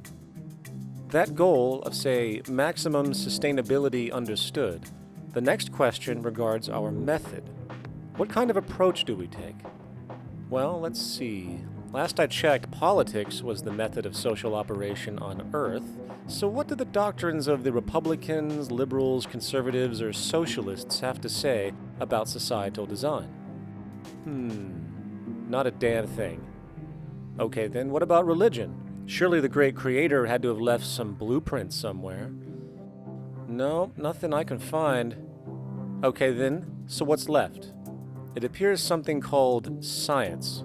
Science is unique in that its methods demand not only that the ideas proposed be tested and replicated, but everything science comes up with is also inherently falsifiable. In other words, unlike religion and politics, science has no ego, and everything it suggests accepts the possibility of being proven wrong eventually. It holds on to nothing and evolves constantly. Well, that sounds natural enough to me. So then, based on the current state of scientific knowledge in the early 21st century, along with our goal of maximum sustainability for the human population, how do we begin the actual process of construction? Well, the first question to ask, what do we need to survive? The answer, of course, are planetary resources. Whether it is the water we drink, the energy we use, the raw materials we utilize to create tools and shelter, the planet hosts an inventory of resources, many of which are demanded for our survival. So, given that reality, it then becomes critical to figure out what we have and where it is. This means we need to conduct a survey. We simply locate and identify every physical resource on the planet we can, along with the amount available at each location, from the deposits of copper, to the most potent locations for wind farms to produce energy, to the natural freshwater springs, to an assessment of the amount of fish in the ocean, to the most prime arable land for food cultivation, etc. But, since we humans are going to be consuming these resources over time, we then realize that not only do we need to locate and identify, we also need to track. We need to make sure we don't run out of any of this stuff. That would be bad. And this means not only tracking our rates of use, but the rates of earthly regeneration as well, such as how long it takes for, say, a tree to grow or a spring to replenish. This is called dynamic equilibrium. In other words, if we use up trees faster than they can be grown back, we have a serious problem, for it is unsustainable. So then, how do we track this inventory, especially when we recognize that all of this stuff is scattered everywhere? We have large mineral mines in what we call Africa, energy concentrations in the Middle East, huge tidal power possibilities on the Atlantic coast of North America, the largest supply of fresh water in Brazil, etc. Well, once again, good old science has a suggestion. It's called systems theory. Systems theory recognizes that the fabric of the natural world, from human biology to the earthly biosphere to the gravitational pull of the solar system itself, is one huge synergistically connected system, fully interlinked. Just as human cells connect to form our organs, and the organs connect to form our bodies, and since our bodies cannot live without the earthly resources of food, air, and water, we are intrinsically connected to the earth, and so on. So, as nature suggests, we take all of this inventory and tracking data and create a system to manage it. A global resource management system, in fact, to account for every relevant resource on the planet. There is simply no logical alternative if our goal as a species is survival in the long run. We have to keep track as a whole. That understood, we can now consider production. How do we use all this stuff? What will our process of production be, and what do we need to consider to make sure it is as optimized as possible to maximize our sustainability? Well, the first thing that jumps right out at us is the fact that we need to constantly try and preserve. The planet's resources are essentially finite, so it is important that we be strategic. Strategic preservation is key.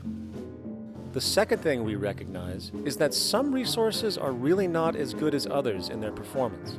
In fact, some of this stuff, when put into use, has a terrible effect on the environment, which invariably hinders our own health. For example, oil and fossil fuels, no matter how you cut it, release some pretty destructive agents into the environment. Therefore, it is critical we do our best to use such things only when we really have to, if at all. Fortunately for us, we see a ton of solar, wind, tidal, wave, heat differential, and geothermal possibilities for energy production, so we can strategize objectively about what we use and where to avoid what could be called negative retroactions, or anything that results from production or use that damages the environment and hence ourselves.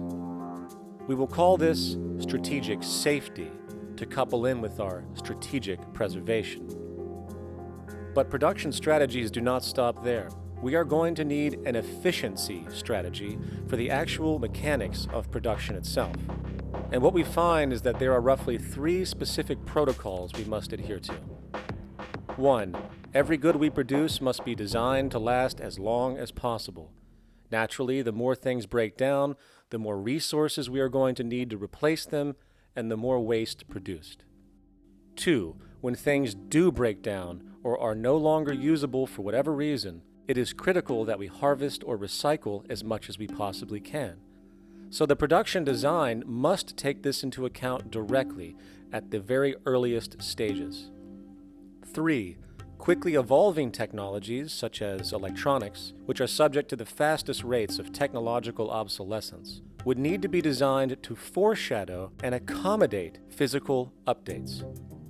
The last thing we want to do is throw away an entire computer system just because it has only one broken part or is outdated. So we simply design the components to be easily updated, part by part, standardized and universally interchangeable, foreshadowed by the current trend of technological change.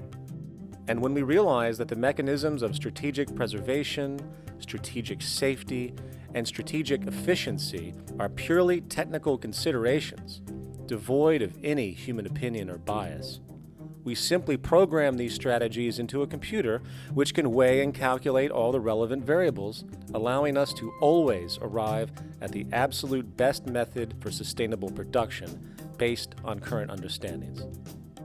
And while that might sound complex, all it is a glorified calculator. Not to mention such multivariate decision-making and monitoring systems are already used across the world today for isolated purposes. It is simply a process of scaling it out. So, now we not only have our resource management system, but also a production management system, both of which are easily computer automated to maximize efficiency, preservation, and safety.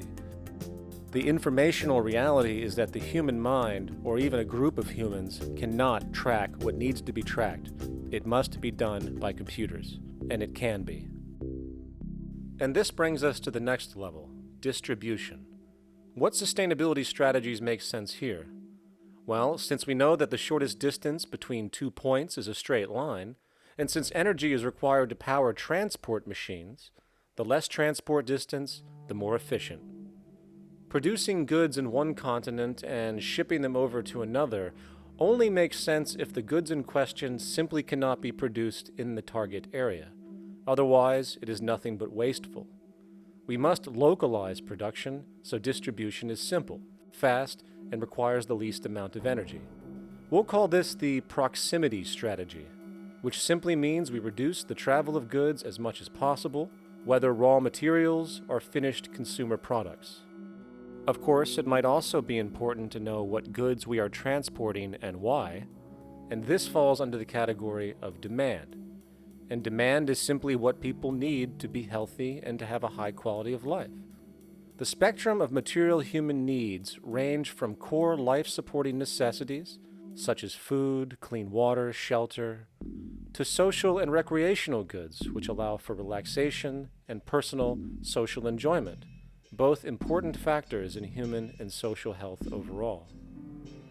So, very simply, we take another survey. People describe their needs, demand is assessed, and production begins based on that demand. And since the level of demand of different goods will naturally fluctuate and change around different regions, we need to create a demand distribution tracking system, so to avoid overruns and shortages. Of course, this idea is old news. It is used in every major store chain today to make sure they keep up with their inventory. Only this time we are tracking on a global scale. But, wait a minute, we really can't fully understand demand if we don't account for the actual usage of the good itself. Is it logical and sustainable for every single human to, say, have one of everything made, regardless of their usage? No, that would be simply wasteful and inefficient. If a person has a need for a good, but that need is only for, say, 45 minutes a day on average, it would be much more efficient if that good was made available to them and to others when needed. Many forget that it isn't the good that they want, it is the purpose of that good. When we realize that the good itself is only as important as its utility, we see that external restriction, or what we might call today ownership, is extremely wasteful and environmentally illogical in a fundamental economic sense. So, we need to devise a strategy called strategic access. This will be the foundation of our demand distribution tracking system, which makes sure we can meet the demand of the population's needs for access of whatever they need when they need it. And as far as physically obtaining the goods, centralized and regional access centers all make sense for the most part, placed in close proximity to the population, and a person would simply come in, take the item, use it, and when finished, return it when it is no longer needed. Sort of how a library works today. In fact, these centers could not only exist in the community in the way we see local stores today, but specialized access centers would exist in specific areas where often certain goods are utilized, saving more energy with less repeat transport. And once this demand tracking system is in order, it is tied into our production management system, and of course into our resource management system, hence creating a unified, dynamically updating, global economic management machine that simply makes sure we remain sustainable, starting with securing the integrity of our finite resources, moving to make sure we only create the best, most strategic goods possible, while distributing everything in the most intelligent and efficient way. And the unique result of this preservation-based approach, which is intuitively counter to many, is that this logical, ground-up, empirical process of preservation and efficiency, which can only define true human sustainability on this planet, would likely enable something never before seen in human history. Access abundance, not just for a percentage of the global population, but the entire civilization. This economic model, as was just generalized, this responsible systems approach to total Earth resource management and processes, designed again to do nothing less than take care of humanity as a whole in the most efficient and sustainable way, could be termed a resource-based economy. The idea was defined in the 1970s by structural engineer Jacques Fresco. He understood back then that society was on a collision course with nature and itself, unsustainable on every level. And if things didn't change, we would destroy ourselves one way or another. All these things you're saying, Jacques, could they be built with what we know today, or are some of these things, are you guessing based on what we know today? No. All of these things can be built with what we know today. It would take 10 years to change the surface of the earth, to rebuild the world into a second Garden of Eden. The choice lies with you. The stupidity of a nuclear arms race, the development of weapons, trying to solve your problems politically by electing this political party or that political party, that all politics is immersed in corruption. Let me say it again. Communism, socialism, fascism, the Democrats, the liberals, we want to absorb human beings. All organizations that believe in a better life for man, there are no Negro problems or Polish problems or Jewish problems or Greek problems or women's problems. They're human problems. I'm not afraid of anybody. I don't work for anyone. No one can discharge me. I have no boss. I am afraid to live in the society we live in today. Our society cannot be maintained by this type of incompetency. It was great, the free enterprise system, about 35 years ago. That was the last of its usefulness. Now we've got to change our way of thinking or perish. The horror movies of the future will be our society, the way it didn't work. And politics would be part of a horror movie. Lots of people today use the term cold science because they're analytical. And they don't even know what analytical means. Science means closer approximations of the way the world really works. So it's telling the truth, is what it is. A scientist doesn't try to get along with people. They tell them what their findings are. They have to question all things. And if some scientist comes up with an experiment that shows certain materials have certain strength, other scientists have to be able to duplicate that experiment and come up with the same results. Even if a scientist feels that an airplane wing, due to mathematics or calculations, can hold up a given amount of weight, they still pile sandbags on it to see when it breaks. And they say, you know, my calculations are right, or they're not correct. I love that system because it's free of bias and free of thinking that math can solve all the problems. You have to put your math to test also. I think that every system that can be put to test should be put to test, and that all decisions should be based upon research. A resource-based economy is simply the scientific method applied to social concern, an approach utterly absent in the world today. Society is a technical invention, and the most efficient methods of optimized human health, physical production, distribution, city infrastructure, and the like reside in the field of science and technology, not politics or monetary economics. It operates in the same systematic way as, say, an airplane, and there is no Republican or liberal way to build an airplane. Likewise, nature itself is the physical referent we use to prove our science, and it is a set system, emerging only from our increased understanding of it.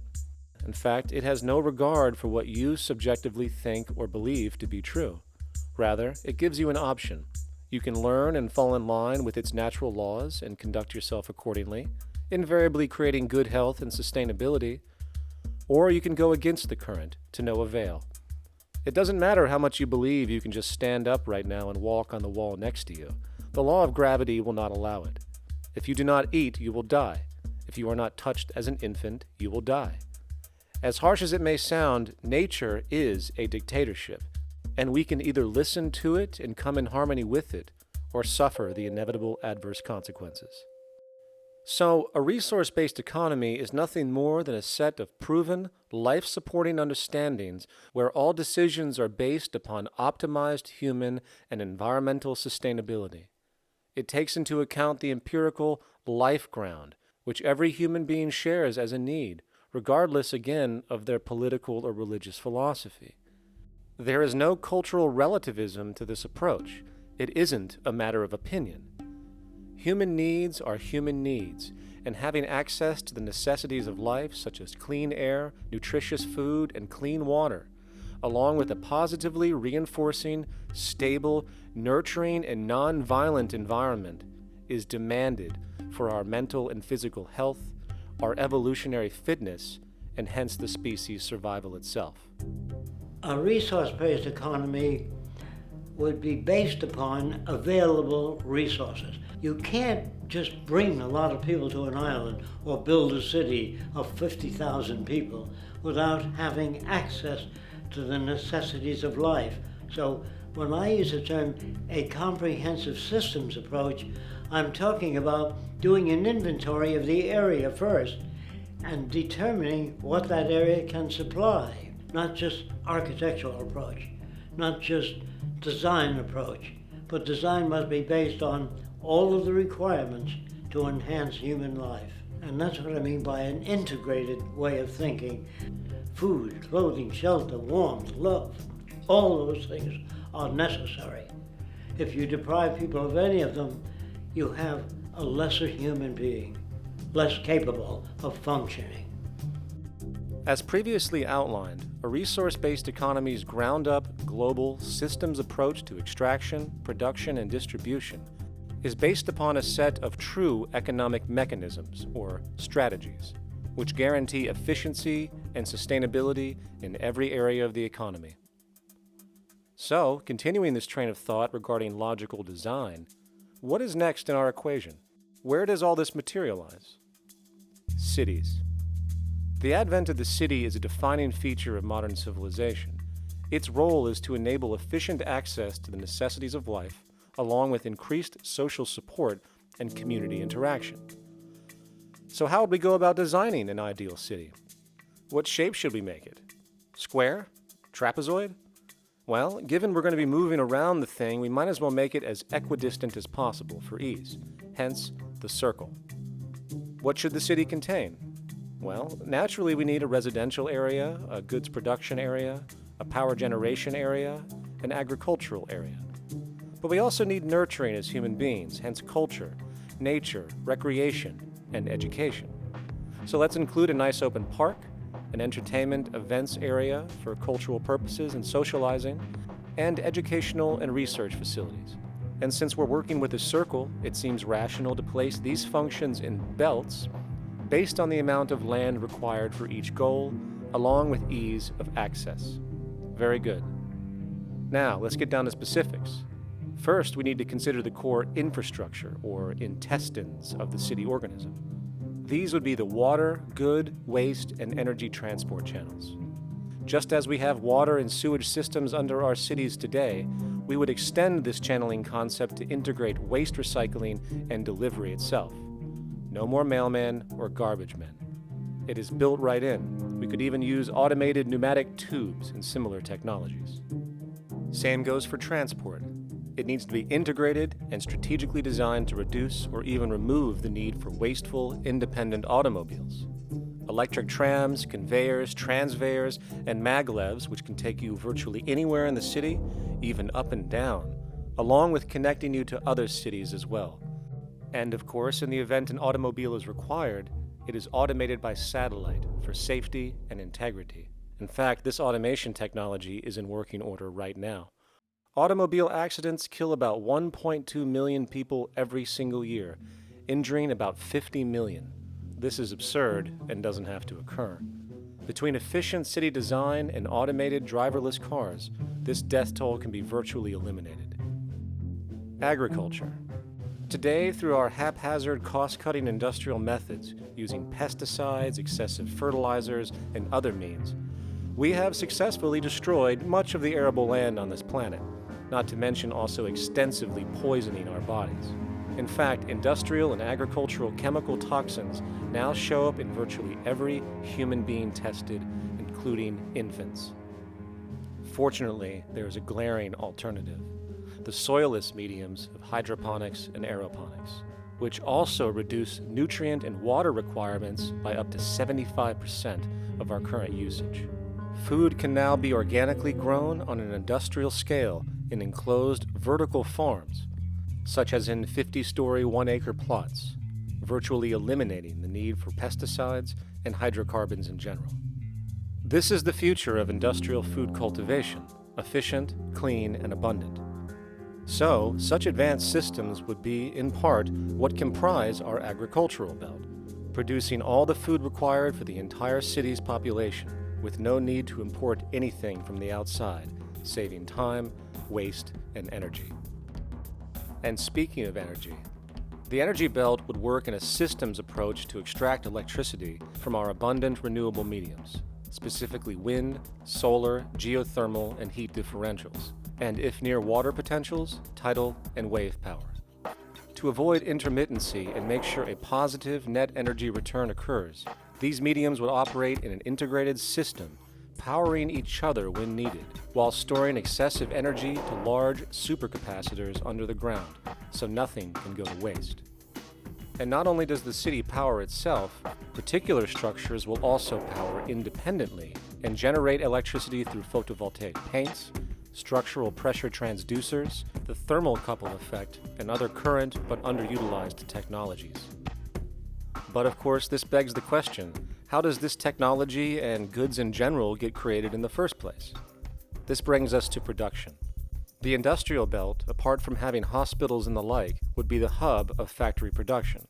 Completely localized overall, it would of course obtain raw materials by way of the global resource management system just discussed, with demand being generated by the population of the city itself.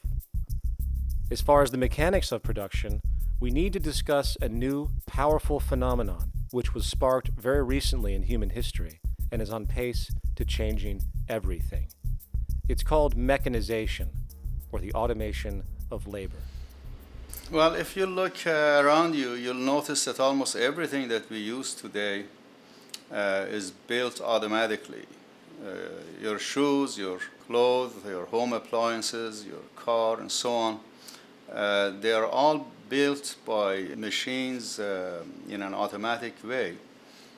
Can we say that the society has not been influenced by these major technological advancements? Of course not. These systems really dictate new structures and new needs, and they make a lot of other things obsolete. So we've been going up in the development and use of technology in an exponential way. So definitely automation is going to continue. You cannot stop technologies that just make sense. Labor automation through technology is at the bottom of every major social transformation in human history. From the agricultural revolution and the invention of the plow, to the industrial revolution and the invention of the powered machine, to the information age we live in now, through essentially the invention of advanced electronics and computers. And with regard to advanced production methods today, mechanization is now evolving on its own, moving away from the traditional method of assembling component parts into a configuration into an advanced method of creating entire products in one single process. Like most engineers, I'm fascinated by biology because it's so full of examples of extraordinary pieces of engineering. And absolutely, what biology is the study of things that copy themselves. Of course, that's good a definition of life as we've got. Again, as an engineer, I've always been intrigued by the idea of machines that would copy themselves. RepRap is a three-dimensional printer. That's to say, it's a printer that you plug into a computer, and instead of making two-dimensional sheets of paper with patterns on, it makes real, physical, three-dimensional objects. Now, there's nothing new about that. 3D printers have been around for about 30 years. Big thing about RepRap is that it prints most of its own parts. And so, if you've got one, you can make another one and give it to a friend, as well as being able to print lots of useful things. From the simple printing of basic household goods in your home, to the printing of an entire automobile body in one swoop, advanced automated 3D printing now has the potential to transform virtually every field of production, including home construction. Contour crafting is actually a fabrication technology, the so-called 3D printing, when you directly build a 3D object from a computer model. Using contour crafting, it will be possible to build a 2,000 square foot home entirely by the machine in one day. The reason that people are interested in automating construction is that it really brings a lot of benefits.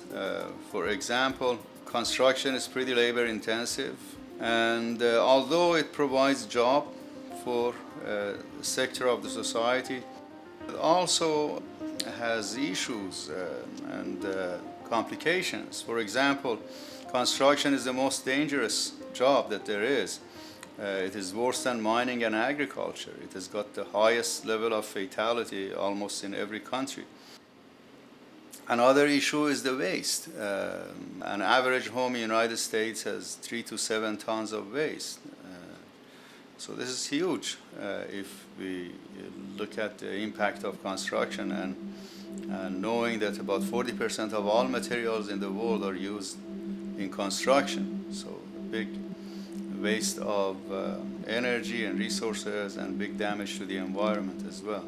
Making homes using hammers and nails and wood with the state-of-art technology today is really absurd and will go the way of our labor class in regards to manufacturing in the United States.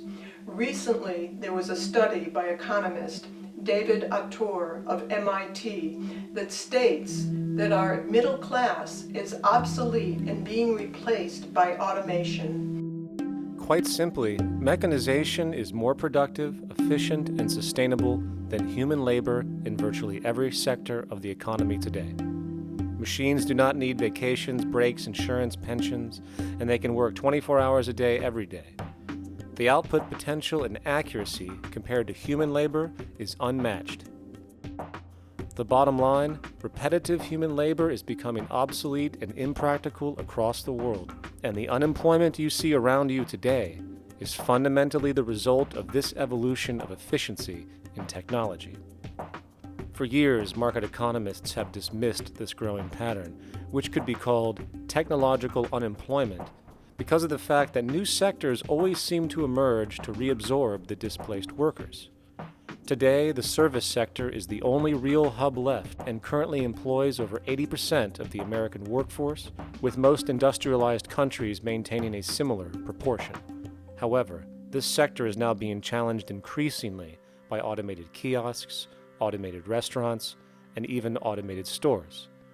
Economists today are finally acknowledging what they have been denying for years.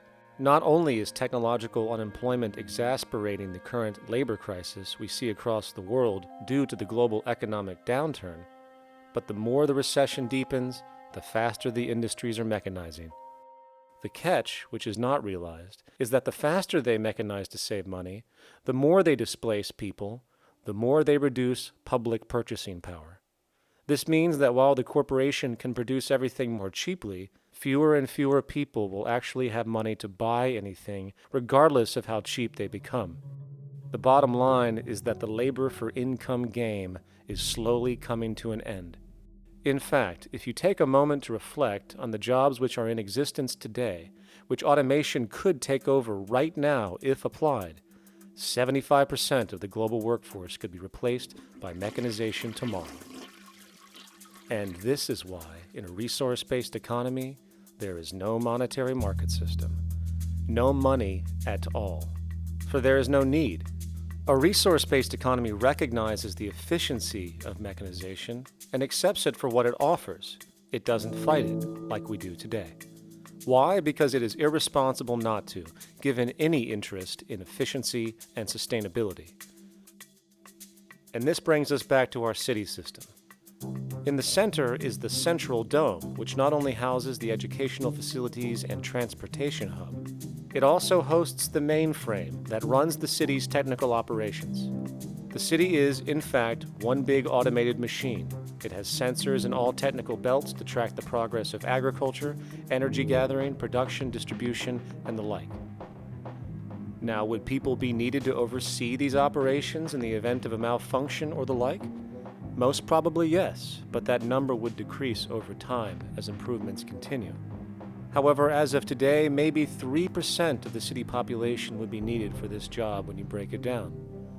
And I can assure you that in an economic system which is actually designed to take care of you and secure your well-being, without you having to submit to a private dictatorship on a daily basis, usually to a job that is either technically unnecessary or socially pointless, while often struggling with debt that doesn't exist just to make ends meet.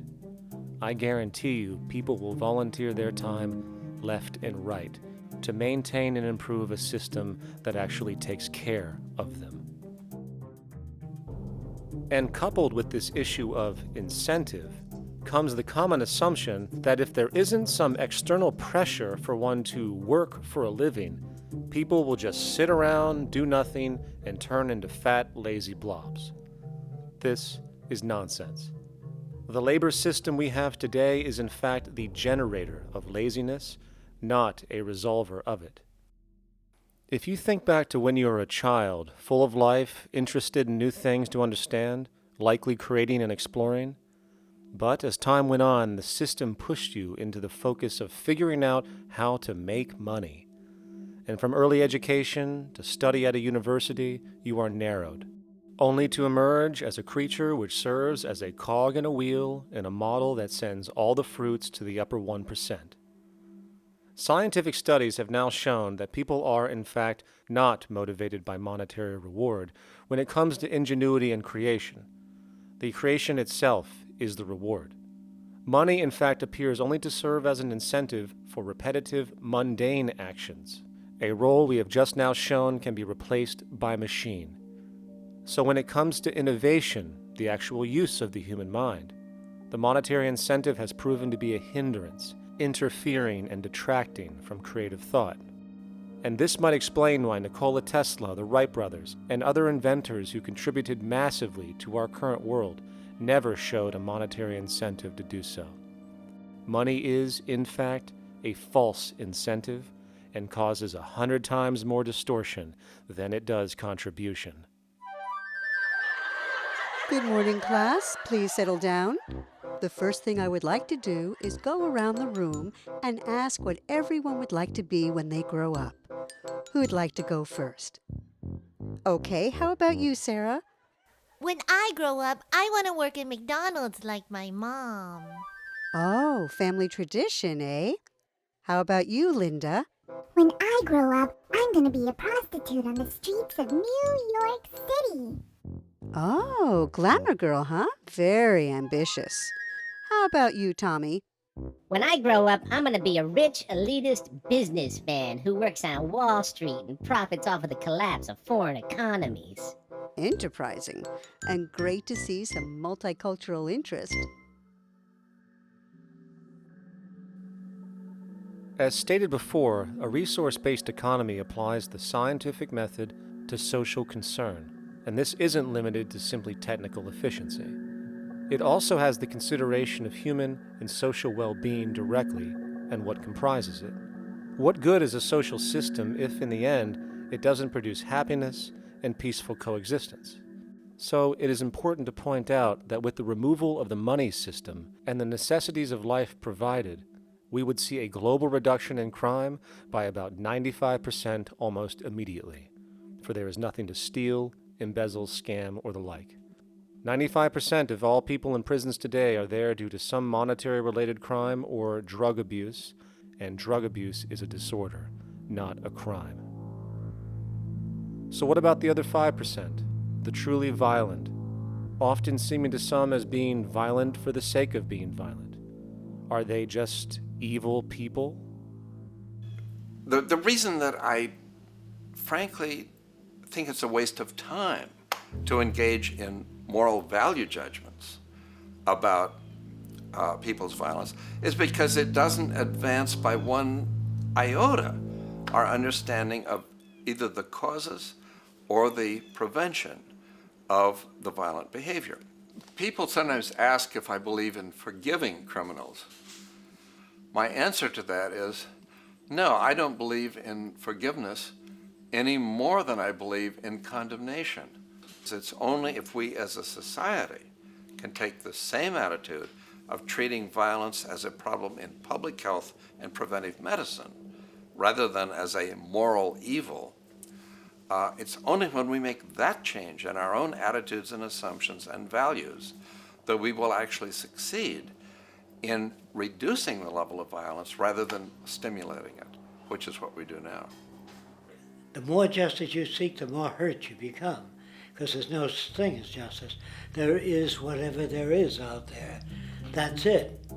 In other words, if people are conditioned to be racist, bigots, if they're brought up in an environment that advocates that, why do you blame the person for it? They're a victim of a subculture. Therefore, they have to be helped. The point is, we have to redesign the environment that produces aberrant behavior. That's the problem, not putting a person in jail.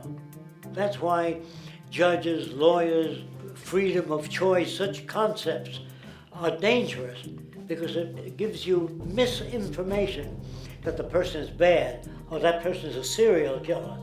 Serial killers are made, just like soldiers become serial killers with a machine gun. They become killing machines, but nobody looks at them as murderers or assassins, because that's natural. So we blame people. We say, well, this guy was a Nazi, he tortured Jews. No, he was brought up to torture Jews. Once you accept the fact that people have individual choices and they're free to make those choices, free to make choices means without being influenced. And I can't understand that at all. All of us are influenced in all our choices by the culture we live in, by our parents, and by the values that dominate. So we're influenced. So there can't be free choices. What's the greatest country in the world? The true answer, I haven't been all over the world, and I don't know enough about different cultures to answer that question. I don't know anybody that speaks that way. They say, it's good old USA, the greatest country in the world. There's no survey. Have you been to India? No. Have you been to England? No. Have you been to France? No. What do you make your assumptions on? They can't answer. They get mad at you. They say, well, goddamn it, who the hell are you to tell me what to think? You know, don't forget, you're dealing with aberrated people. They're not responsible for their answers. They're victims of culture. That means they've been influenced by their culture.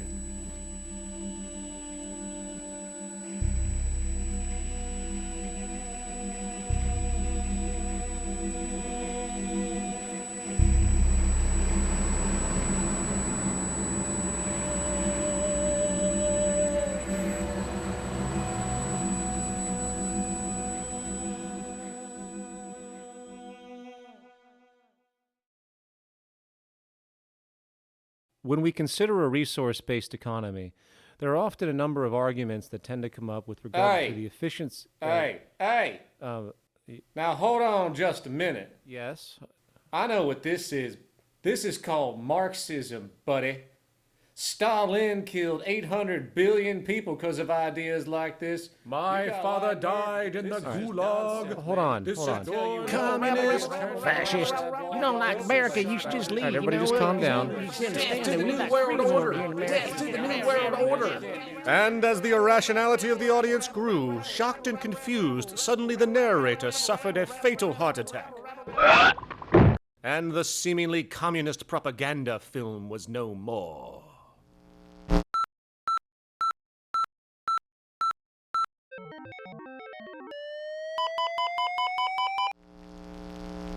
You know, I've said that sort of thing to people in think tank type of situations, and you know, these Club of Rome types and so forth. Marxist? What Marxist? Where did that come from? You know, they got this icon they hold on to as their holy grail, and it's such an easy one, you know. People ask if I'm a socialist or a communist or a capitalist, and I say I'm none of the above. And why do you think that those are the only options? All of those political constructs were created by writers who assumed that we lived on a planet of infinite resources. Not a one of those political philosophies even contemplates that there might be a shortage of anything. I believe that communism, socialism, free enterprise, fascism are part of social evolution, that you can't take a giant step from one culture to another But they're in-between systems. Before there's any ism, we've got a life ground, and the life ground is, as I just described most easily, it's all the conditions required to take your next breath, and that involves the air you breathe, the water you get, the safety you have, the education you can access, all these things that we share and use and that no life in any culture can do without. So we've got to reset down to the life ground, and the life ground is no longer any ism. It's life value analysis. It's simply a matter of historical fact that the dominant intellectual culture of any particular society reflects the interest of the dominant group in that society. In a slave-owning society, the beliefs about human beings and human rights and so on will reflect the needs of the slave owners.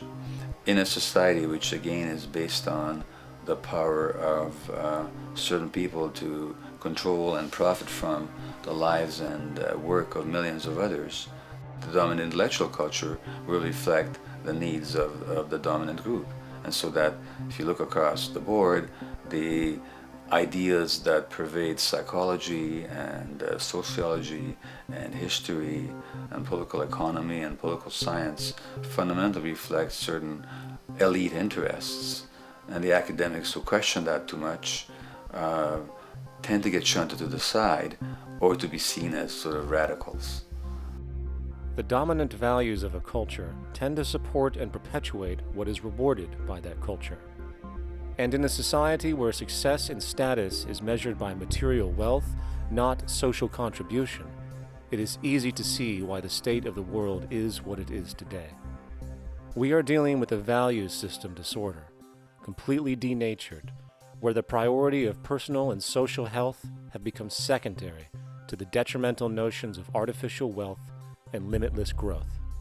And like a virus, this disorder now permeates every facet of government, news media, entertainment, and even academia. And built into its structure are mechanisms of protection from anything that might interfere.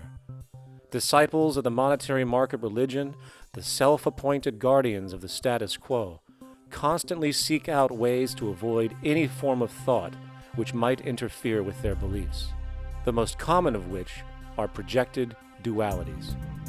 If you are not a Republican, you must be a Democrat. If you are not a Christian, you might be a Satanist. And if you feel society can be greatly improved to consider perhaps, taking care of everyone, you're just a utopianist. And the most insidious of them all, if you are not for the free market, you must be against freedom itself. I'm a believer in freedom. Every time you hear the word freedom being said anywhere or government interference said anywhere, it means, decoded, blocking maximization of turning money into more money for private money possessors. That's it. Every other thing they'll say, oh, we need more commodities for people, oh, this is freedom against tyranny and so forth. Every time you see it, you can decode it down to that. And I think you'll find a one-to-one correlation with every time they use it. And this is a sense in which we might call it's a syntax, a governing syntax of understanding and of value, so that it governs beneath their own recognition of it. So they may not say, oh, I didn't mean that at all, but in fact, that's what they do. Just like you may speak a grammar, and you have rules of grammar you follow without recognizing what the rules are. And so what we have is what I call the ruling value syntax that underlies this. So every time they use these words, government interference, lack of freedom, or progress, or development, you can decode them all to come back to mean that. Of course, when you hear the word freedom, it tends to be in the same sentence with something called democracy. It's fascinating how people today seem to believe that they actually have a relevant influence on what their government does, forgetting that the very nature of our system offers everything for sale. The only vote that counts is the monetary vote, and it doesn't matter how much any activist yells about ethics or accountability. In a market system, every politician, every legislation, and hence every government is for sale. And even with the $20 trillion bank bailout starting in 2007, an amount of money which could have changed, say, the global energy infrastructure to fully renewable methods, instead going to a series of institutions that literally do nothing to help society, institutions that could be removed tomorrow with no recourse. The blind conditioning that politics and politicians exist for the public well-being still continues. The fact is, politics is a business, no different than any other in a market system, and they care about their self-interest before anything else. I don't really, honestly, deep down believe in political action. I think the system contracts and expands as it wants to. It accommodates these changes. I think the civil rights movement was an accommodation on the part of those who own the country. I think they see where their self-interest lies. They see a certain amount of freedom seems good, an illusion of liberty. Give these people a voting day every year so that they'll have the illusion of meaningless choice. Meaningless choice that we go like slaves and say, "Oh, I voted." The limits of debate in this country are established before the debate even begins, and everyone else is marginalized. They're made to seem either to be communists or some sort of disloyal person. A kook, there's a word.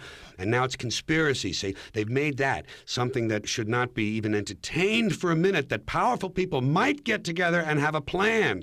Doesn't happen. You're a kook. You're a conspiracy buff. And of all the mechanisms of defense of this system, there are two that repeatedly come up. The first is this idea that the system has been the cause of the material progress we have seen on this planet. Well, no. There are basically two root causes which have created the increased so-called wealth and population growth we see today. One, the exponential advancement of production technology, hence scientific ingenuity. And two, the initial discovery of abundant hydrocarbon energy, which is currently the foundation of the entire socioeconomic system. The free market, capitalist, monetary market system, whatever you want to call it, has done nothing but ride the wave of these advents with a distorted incentive system and a haphazard, grossly unequal method of utilizing and distributing those fruits.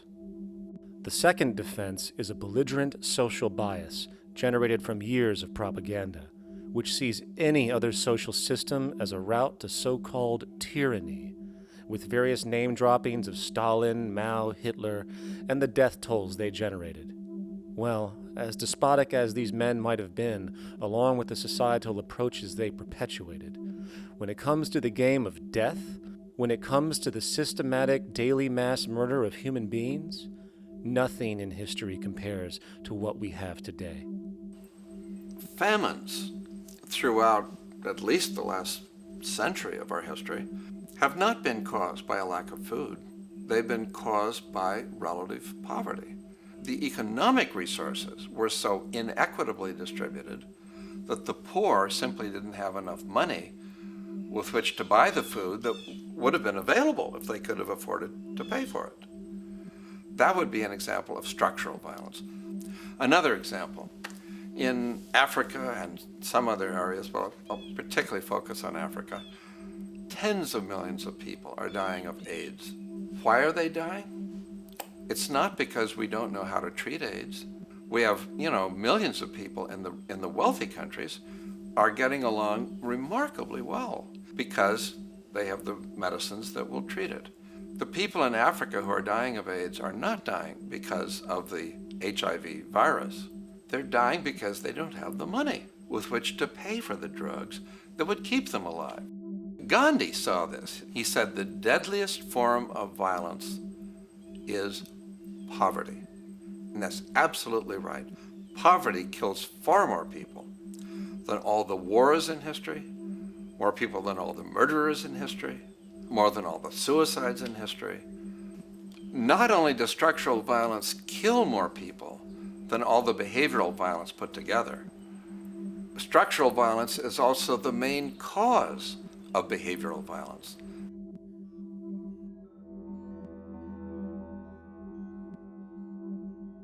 Oil is the foundation of, and it is present throughout the edifice of human civilization. There are 10 calories of hydrocarbon energy, oil and natural gas, in every calorie of food you and I eat in the industrialized world.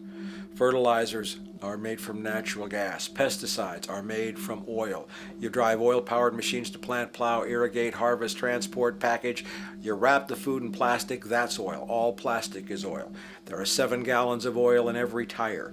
Oil is everywhere. It's ubiquitous. And it's only because of oil that there are 7 billion people, or almost 7 billion people on this planet right now.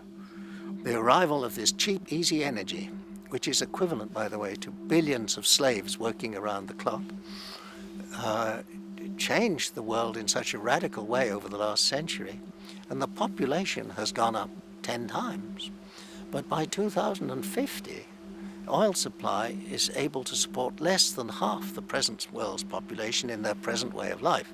So the scale of adjustment to live differently is just enormous. The world is now using 6 barrels of oil for every barrel it finds.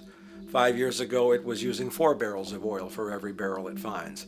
A year from now, it's going to be using 8 barrels of oil for every barrel it finds. What's disturbing to me is the lack of any real effort from governments worldwide or industry leaders worldwide to do something different.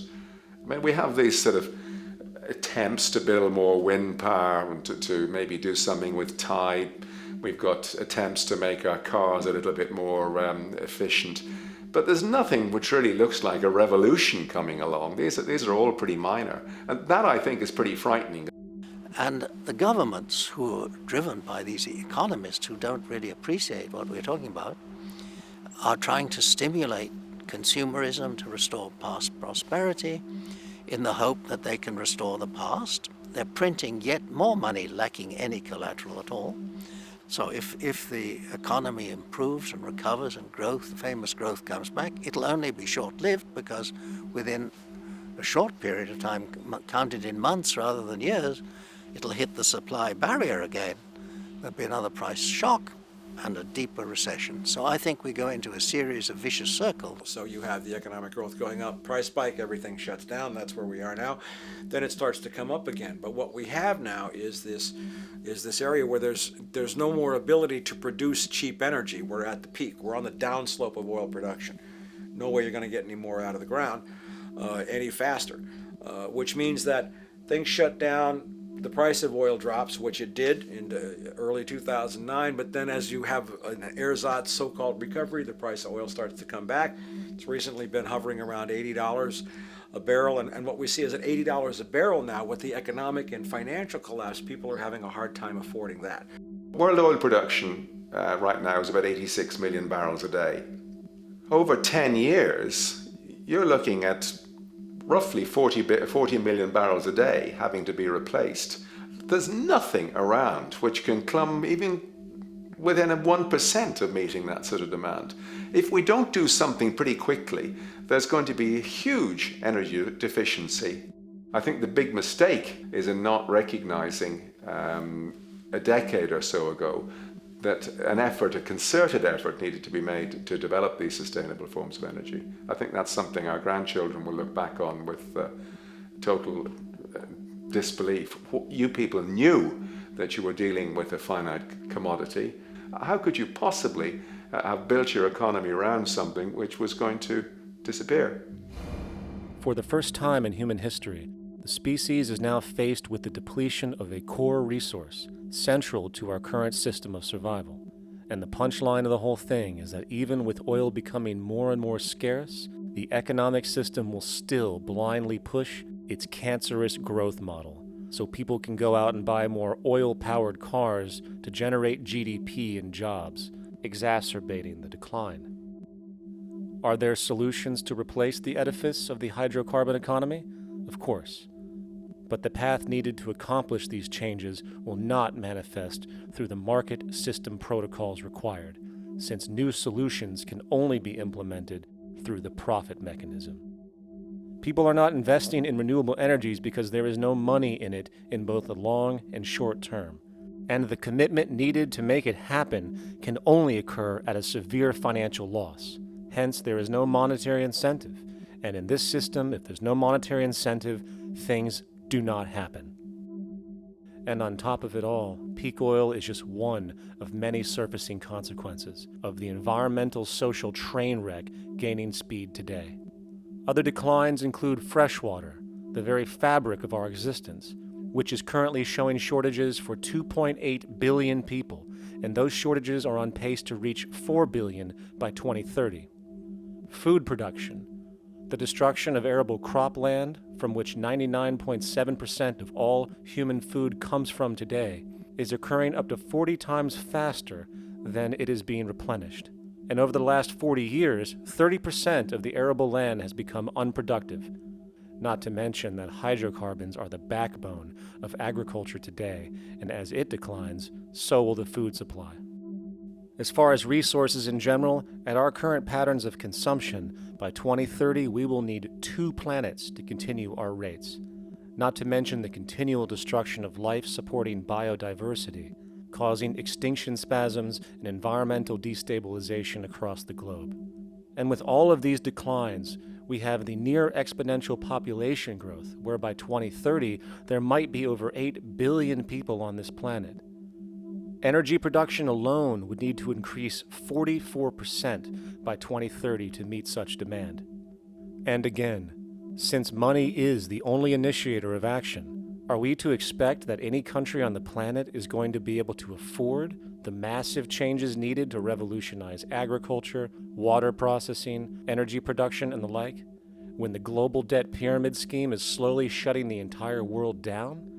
Not to mention the fact that the unemployment you currently see is going to become normality due to the nature of technological unemployment. The jobs are not coming back. And finally, a broad social perspective. From 1970 to 2010, poverty on this planet doubled due to this system. And given our current state, do you honestly think we will see anything less than more doubling, more suffering, and more mass starvation? There is not going to be any recovery. This is not some long depression that we're someday going to pull out of. I think the next phase we're going to see after the next round of economic collapse is massive civil unrest, when employment checks stop being paid because the states have no money left. And when things get so bad that people lose confidence in their elected leaders, they will demand change if we don't kill each other in the process or destroy the environment. I'm just afraid that we might get to the point of no return. And that bothers me no end. We do all we can to avoid that condition. It's clear that we're on the verge of a great transition in human life. That what we face now is this fundamental change of the life we've known over the last century.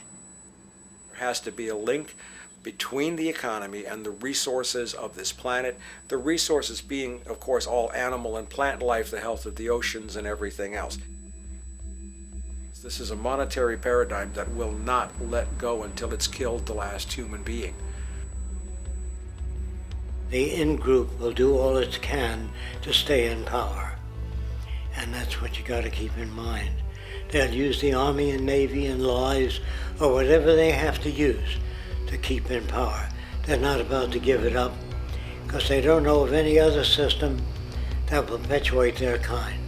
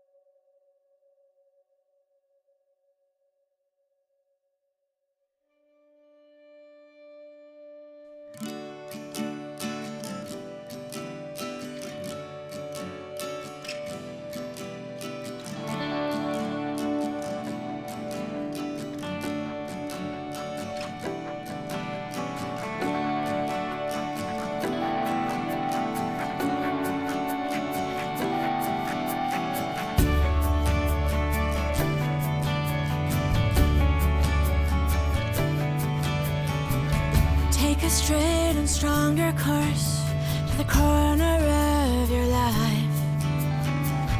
Just remember that the goal is for us all to capture all we want. We have to don't surround yourself with yourself. Move on back to squares.